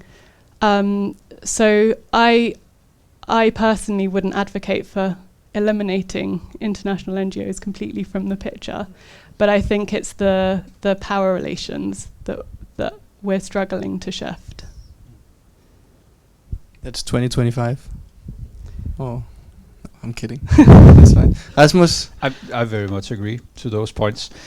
I think in terms of the ethical discussion, I mean, what we are concerned about is the issue of creating expectations that we can't meet, and then the issue of risk as it relates to innovation. And I think for the last one, the issue of risk, I mean, there's also then the assumption that that sort of current best practice is risk-free. And I guess those of us that have been in humanitarian situation would know that that's not the case. So even that, there's a massive risk. So it's not, you know, it's not that simple that we can just sort of stick to how we usually do business and then we are sort of in a safe space. Of course we are not. But I think, I mean, both issues actually. The way that we approach it now, but constantly learning is the carefulness in how we sort of design the process. So it's not, you know, it's not sort of a big loop where we have sort of an initial consultation and then great, thanks for the input. We'll be back in 6 months and let's see if it works. It's of course much smaller loops where we are constantly sort of in a dialogue with beneficiary or end user that can help sort of change and readapt and reconfigure the solution that we are sort of aiming, and hence hoping to manage expectations in that process, but also manage risk by constantly sort of having these sort of very small feedback loops. Hopefully we can sort of make the necessary adjustments in the right time, so we are at least sort of minimizing the risk of complete failure. And to the last questions around building trust and localization, I think also there's a big role to be played by NGOs in the future, but I think it's a different one than the one that we play today. So I think a key role in that in the partnership between Save the Children and Cabot was of course Save the Children having that trust within the local communities, and we experiencing the same and in care, because we've been there for years and years and years and years. Not me as a person, but my colleagues in the context have been there for many years. We have that trust with the local communities, so we have I think an important role to play in sort of together with the local communities and the people. They are sort of identifying what are the gaps, and then sort of look around for partners and innovative solutions to how we can address that. So a little bit as you were describing, sort of the matchmaker or and making our knowledge and relevant in that sense, rather than being the ones sort of that having to sort of implement or sort of being the service deliverer. Yeah, I think. Thanks. Okay, we have an opportunity for a few questions before we end.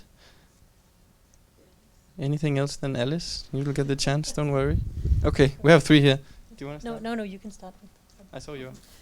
I just thank you so much to everybody. I thought it was very interesting, and particularly, I mean, besides Rasmus, which was very interesting, but Lydia, you were talking about, I think, something that's completely lacking from today, which is surprisingly but positively surprised, because I feel like we're using a lot of time on this. Normally, actually, Kea is discussing business model and how you were writing technical, political, but I'm very surprised that the whole economic, financial aspect, which is of course part of the political aspect as well.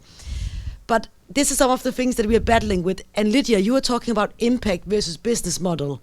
And I actually didn't understand it, and I don't think I was allowed to just jump in. Could you please elaborate on that? Because I think that would be very interesting learning-wise for us.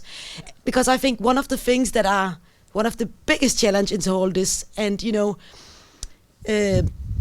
is that nobody's talking so much today about financing this and who's financing and the complication in financing and moving this humanitarian innovation agenda forward. Who is going to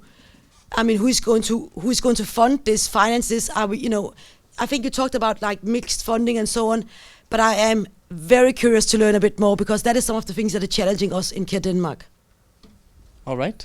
Yeah, could you just introduce yourself? Yeah, my name is Marin. I work at University College Copenhagen at the Emergency and Risk Management Program.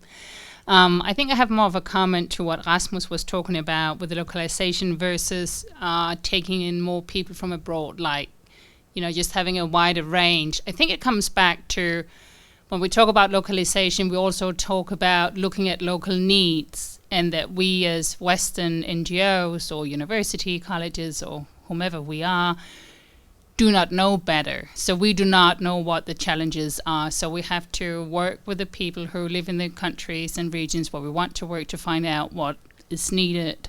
And then I think when we want to look at bringing in solutions, we then, invite a broader range of institutions and partners to come up with solutions. Yeah. Can I just say, I think that's very true.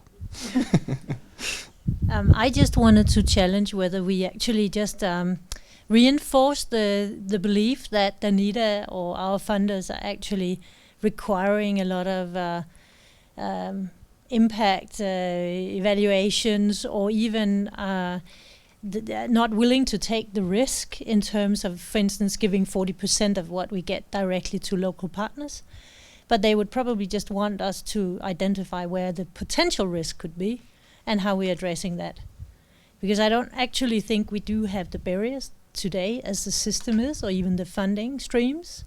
It's probably just our own traditional way of thinking that, and our excuses or something maybe around, maybe we can't make sure that this is transparent, there's a lot of legal issues and aspects and so on. But what if we just did it? Yes. Yeah, my name is Eric. I'm a consultant. It's also not really a question, but a few comments.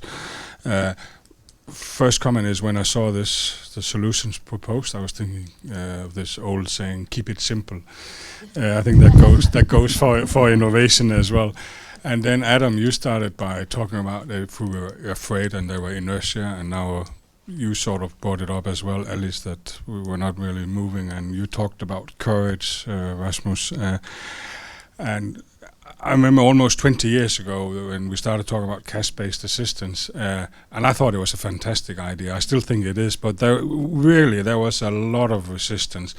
And I thought at that time, and I still think that might be a factor, which was not mentioned by any of you, that people are afraid of losing their jobs, and organizations are afraid of losing their staff. Because of course it takes less people to send out money than having a wash person and a food distribution, etc. I don't know. It's just that I'm thinking that there's we are afraid of that we will lose our job. And then I'm also often confused about what is innovation and what is not. That's actually why I'm here today. And now I hear that having electronic bookkeeping for the VSLAs apparently counts as an innovation. But to me, I don't know. Does it? Going from paper to something electronic, is that innovation? And even cash-based assistance, we've been doing that for decades in Denmark. We give up, except around Christmas, where we apparently still want to decide what people eat. But otherwise, we actually do give cash every month. So is that innovation? I don't know. I'm still confused about it. And I saw now that those who are giving this electronic bookkeeping, that they have doubled the savings. And I heard Charlene talk against, I think, RCTs. So do we know if that's because they got this machine, or is it because they had some drive, so they would have had a bigger saving anyhow? And what does it cost? There are issues there. I do a lot of reviews for Danita, and so, and that's questions I would be asking if I was on work now, which I'm not. But just some food for thought. The true question of an evaluator. That's great. Yeah. We'll take a final one, and I close, and we do a round of everyone. So my name is Katja, and I come from Save the Children Denmark. So sorry for kind of encroaching on the whole thing, as we have also been part of convening the thing. As you mentioned to begin with, Adam, we've been having some events on localization over the last 3 days. Yesterday we were discussing complementarity and coordination mechanisms and how we're working better with the localized voices, basically local voices, in our coordination mechanisms. One thing that came up a lot yesterday was this issue about we're actually getting, well, the good news is that we're actually getting better at including local voices in international formal coordination mechanisms. And Kemal sitting next to me is from the Global Education Cluster and gave some really good data on how we were actually getting better at that. But the same data also found that we're better at including local responders in the coordination mechanisms, but we unfortunately don't listen to them very much. So basically what we've been learning over the past 2 or 3 days is that the loudest voice in the room kind of get it their way. And I want to ask the panel, how do you see, what is it that we can do to respond to this issue of the loudest voice in the room getting it their way? And I'm a little bit looking at you, Lydia, because you were talking about power structures. I'm so happy you brought it up. This is what we meet the whole time when we're trying to kind of push some of these agendas. And I'd be interested to understand better, how do we work, even if we do get better at including local actors, how do we get better at actually also eliminating, balancing, neutralizing the loudest voice in the room, which often happens to be an international voice. Great. We will do one final round for each of you in the panel, and I will ask you, besides all of these questions, which were a lot, building on what Alice also suggested, namely that actually in Denmark at least, it's looking quite well. There is a flexibility, there is a willingness in terms of the funding structures and so forth. So are we talking about inertia in the system? Are we talking about resistance to change in some of the NGOs? So I would like you to just provide one piece of advice for Danish NGOs who may be holding back or whatever might cause them to not pursue localization of innovation to the degree that they perhaps should. That one piece of advice. And Anna, would you like to start in general and then try to ease in? Yes. I might just... Can I start with the last question first? Absolutely. Okay. Yeah, I think that's a really good question. I mean, we commissioned a review of partnerships in relation to humanitarian innovation from Christian Aid, looking at our portfolio, and one of the kind of areas of content that came back was suggestions from local and national NGOs about how we could create more fair and equitable partnerships in general. And we started to have discussions around the kind of sort of contractual mechanisms we have and the way that we have reporting from the different partners that we fund for humanitarian innovation projects. So not just from the lead partner who might be an INGO, how do you have multiple partner reporting and so on. So I think for me some of it is about putting in place mechanisms and methods and approaches that actually genuinely support an ambition to have a sort of more equitable partnership between the INGOs and the local and national actors, and that really kind of back that up in lots of different ways, so that I think it's all well to say it, but unless you're actually operationally supporting it, then it will be the loudest voice in the room. The question around piece of advice to, I mean, in terms of funding for humanitarian innovation, I actually, in my experience, I think we have quite a strong support from donors generally. and know that there's a group of donors that actually meet, that are looking strategically at how can they address sort of systemic barriers to scale for humanitarian innovation. I think that's really progressive, personally, and I think it's really important.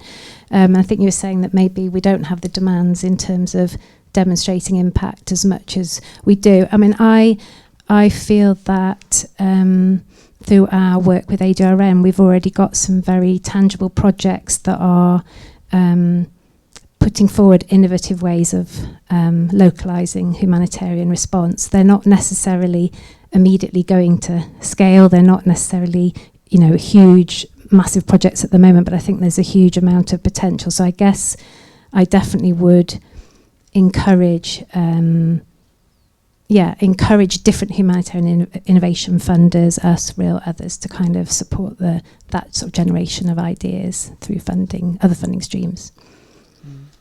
And to the organization, the NGO, the INGO, that is essentially backing up the 2% in localization, being not truly into localizing its innovations or localizing.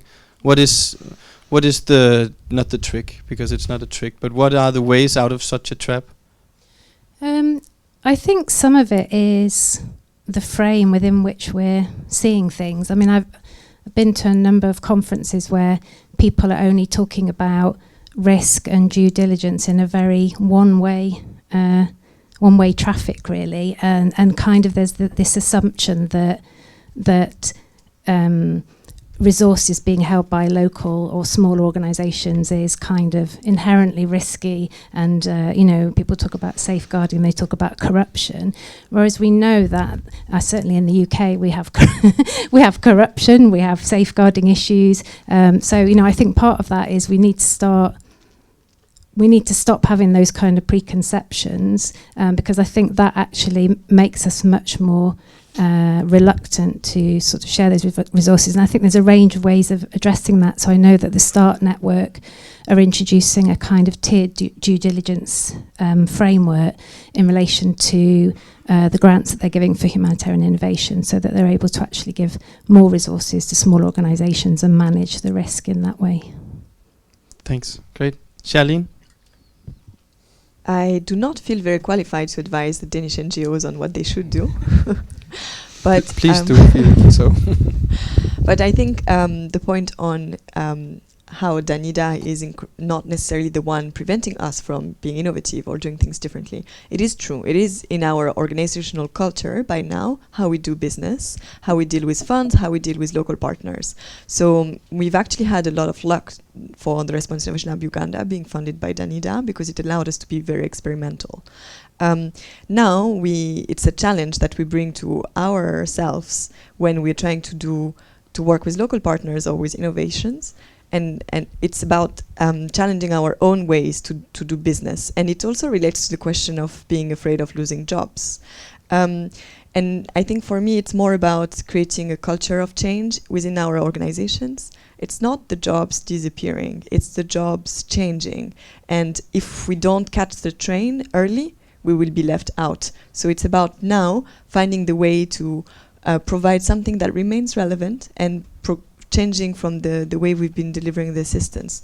So, and that takes a lot of leadership in infusing this culture throughout staff, I think.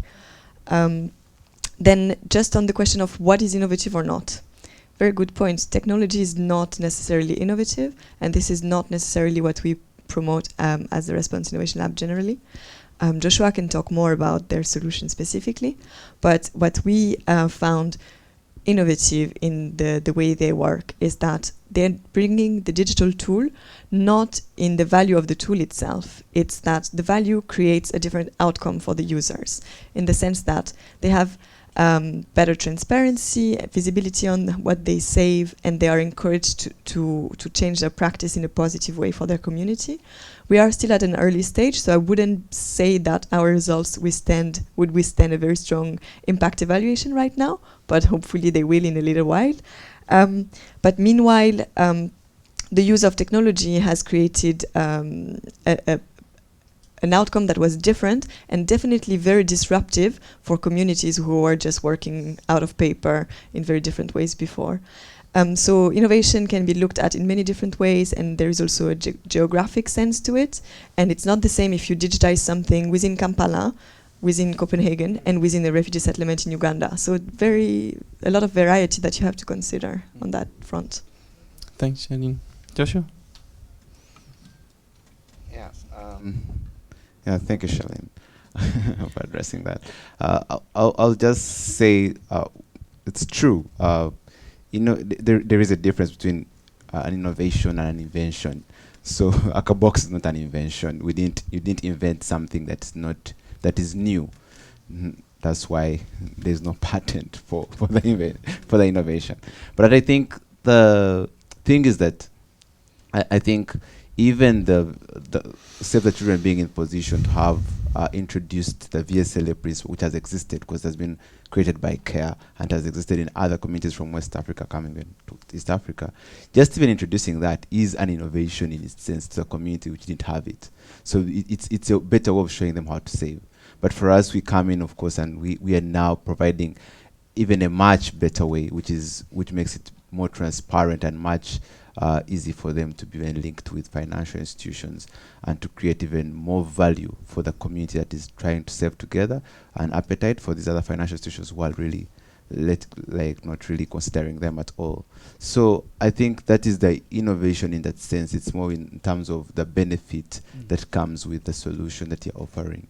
And I think to me that is what the innovation is all about. And like Shaz said, innovation varies. It's not digital. It can be digital. It can be in form of any other non-digital stuff. But whatever it is that is trying to disrupt and create something better, it's an innovation in its sense.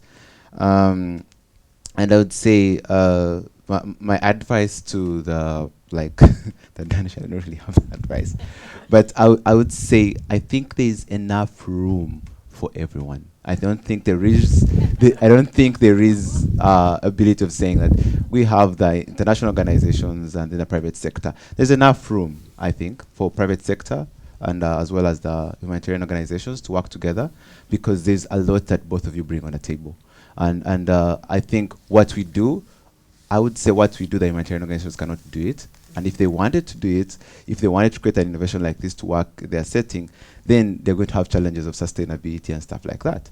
Well, for us it's our business. So it's more of us trying to see how we can serve the communities better in that sense of in the line of our business. And that's why we shall not solve all the problems. We shall just solve our niche and then move forward. I think there's enough room for all of us to work together and learn from each other. We learn from the humanitarian organizations how to approach these communities, how to serve them better, and how to make sure we meet their needs with our limited resources as well. So I think there is enough room, and to me the advice would be that we can both work together. Yeah. All right. Thanks. Lydia? So starting off with the question about the coordination, I've done 2 pieces of research on the local organisations in South Sudan. One was in 2016 and one was in the last 6 months. And it was really interesting that between those 2 time periods, the kind of makeup of the clusters has really changed. There's significantly more involvement of local organisations across the board within the clusters in South Sudan, including in kind of roles within the cluster. But there's still a sense that decision making has perhaps moved away from happening then within formal cluster meetings to happening elsewhere. And I think one of the challenges is the kind of informality of decision making cultures, which means it's particularly difficult for local organisations to understand how decisions are really being made and to influence them and to contribute equally.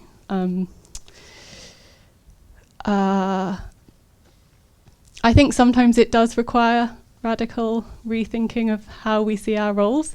Oxfam Philippines about 2 years ago decided that it was going to refocus from a direct delivery model to a partnership model, and that meant that they went from a staff of about 100 in the Philippines to a staff of 30, but engaged primarily and really strongly working through local organisations, and so obviously that was a challenging process.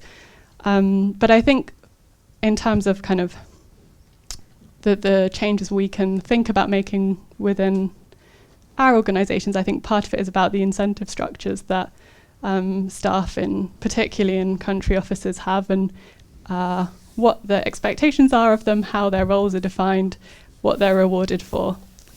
When it comes to the question on impacts and business models, this is a really big one, so I'm just going to try and cover it briefly. I think it's true that donors aren't necessarily asking for impact data.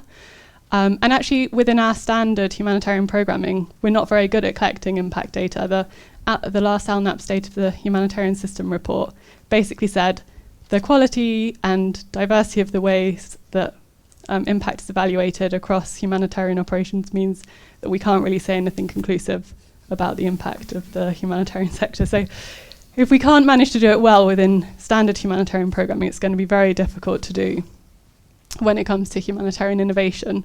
And really what we're often talking about is kind of measuring outputs and occasionally some basic outcomes in the short term. So when it comes to then thinking about what are we asking local innovators to prove about their solutions, I think that's where we can think a bit more creatively about what would be meaningful questions for them to be asking and collecting information on. And particularly when we're thinking about the work that they do in quite complex environments, we don't necessarily only want to fund innovative solutions that provide really easy, measurable data. And so that kind of links on to the point about business models, which is local innovators may be looking for indefinite kind of grant funding, or they may be looking for getting funding through different channels, and thinking about who the audiences are for funding in the future, whether that's the communities that they're working with, whether they're kind of selling directly to the communities that they're working with, or whether they're engaging with local private sector, local donors. What questions are those groups asking? But I think the business models thing is also a bit of a red flag, because part of this is that donors are looking for alternative funding, alternative sources of funding for the humanitarian sector. And I don't think that we yet have enough evidence about the journey to scale for humanitarian innovation to understand at what point that becomes realistic. And there are some humanitarian innovations that are going to need grant funding indefinitely. I did the evaluation of Translators Without Borders journey to scale recently, which is one of the HIF grantees. And they've had a huge amount of kind of flexible support, but they still really are relatively early in their journey to scale. And so kind of asking questions about realistically what business models are we talking about, being a bit more specific about what might this actually look like, and what are the timelines over which this is going to be realistic, I think is also an important question. Thank you so much, Lydia. Rasmus? Thanks. I'll be brief. I think very kind of you, Josh, for to sort of say there's room for all of us.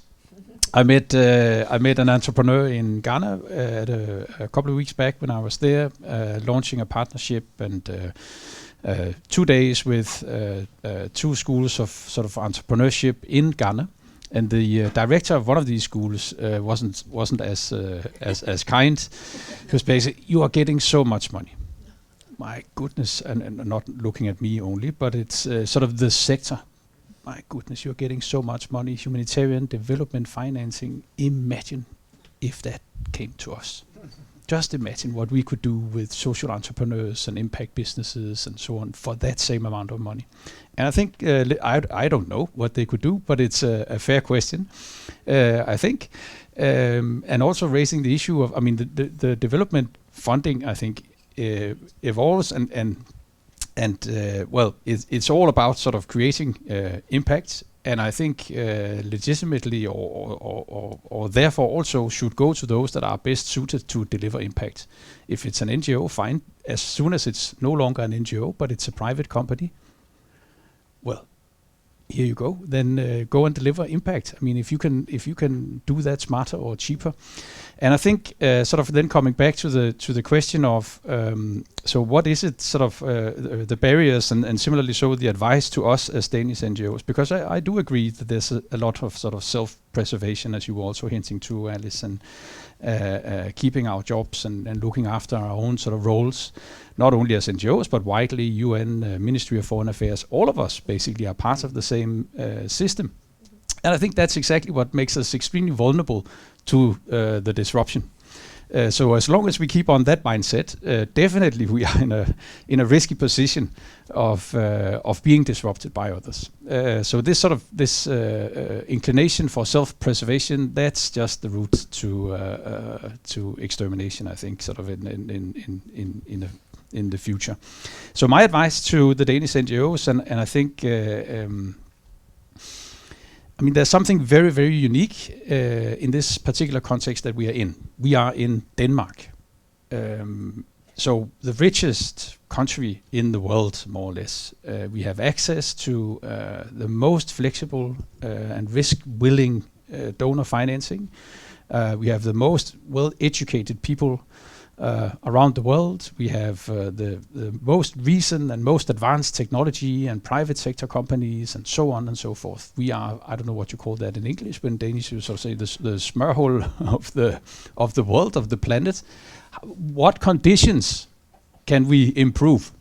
And what is, if not, I mean, if this change process, if this localization, if these experiences are not happening from us, where should they come from? I mean, honestly speaking, who are we then expecting to sort of to take on that responsibility on our behalf and sort of sit back and say let others do that?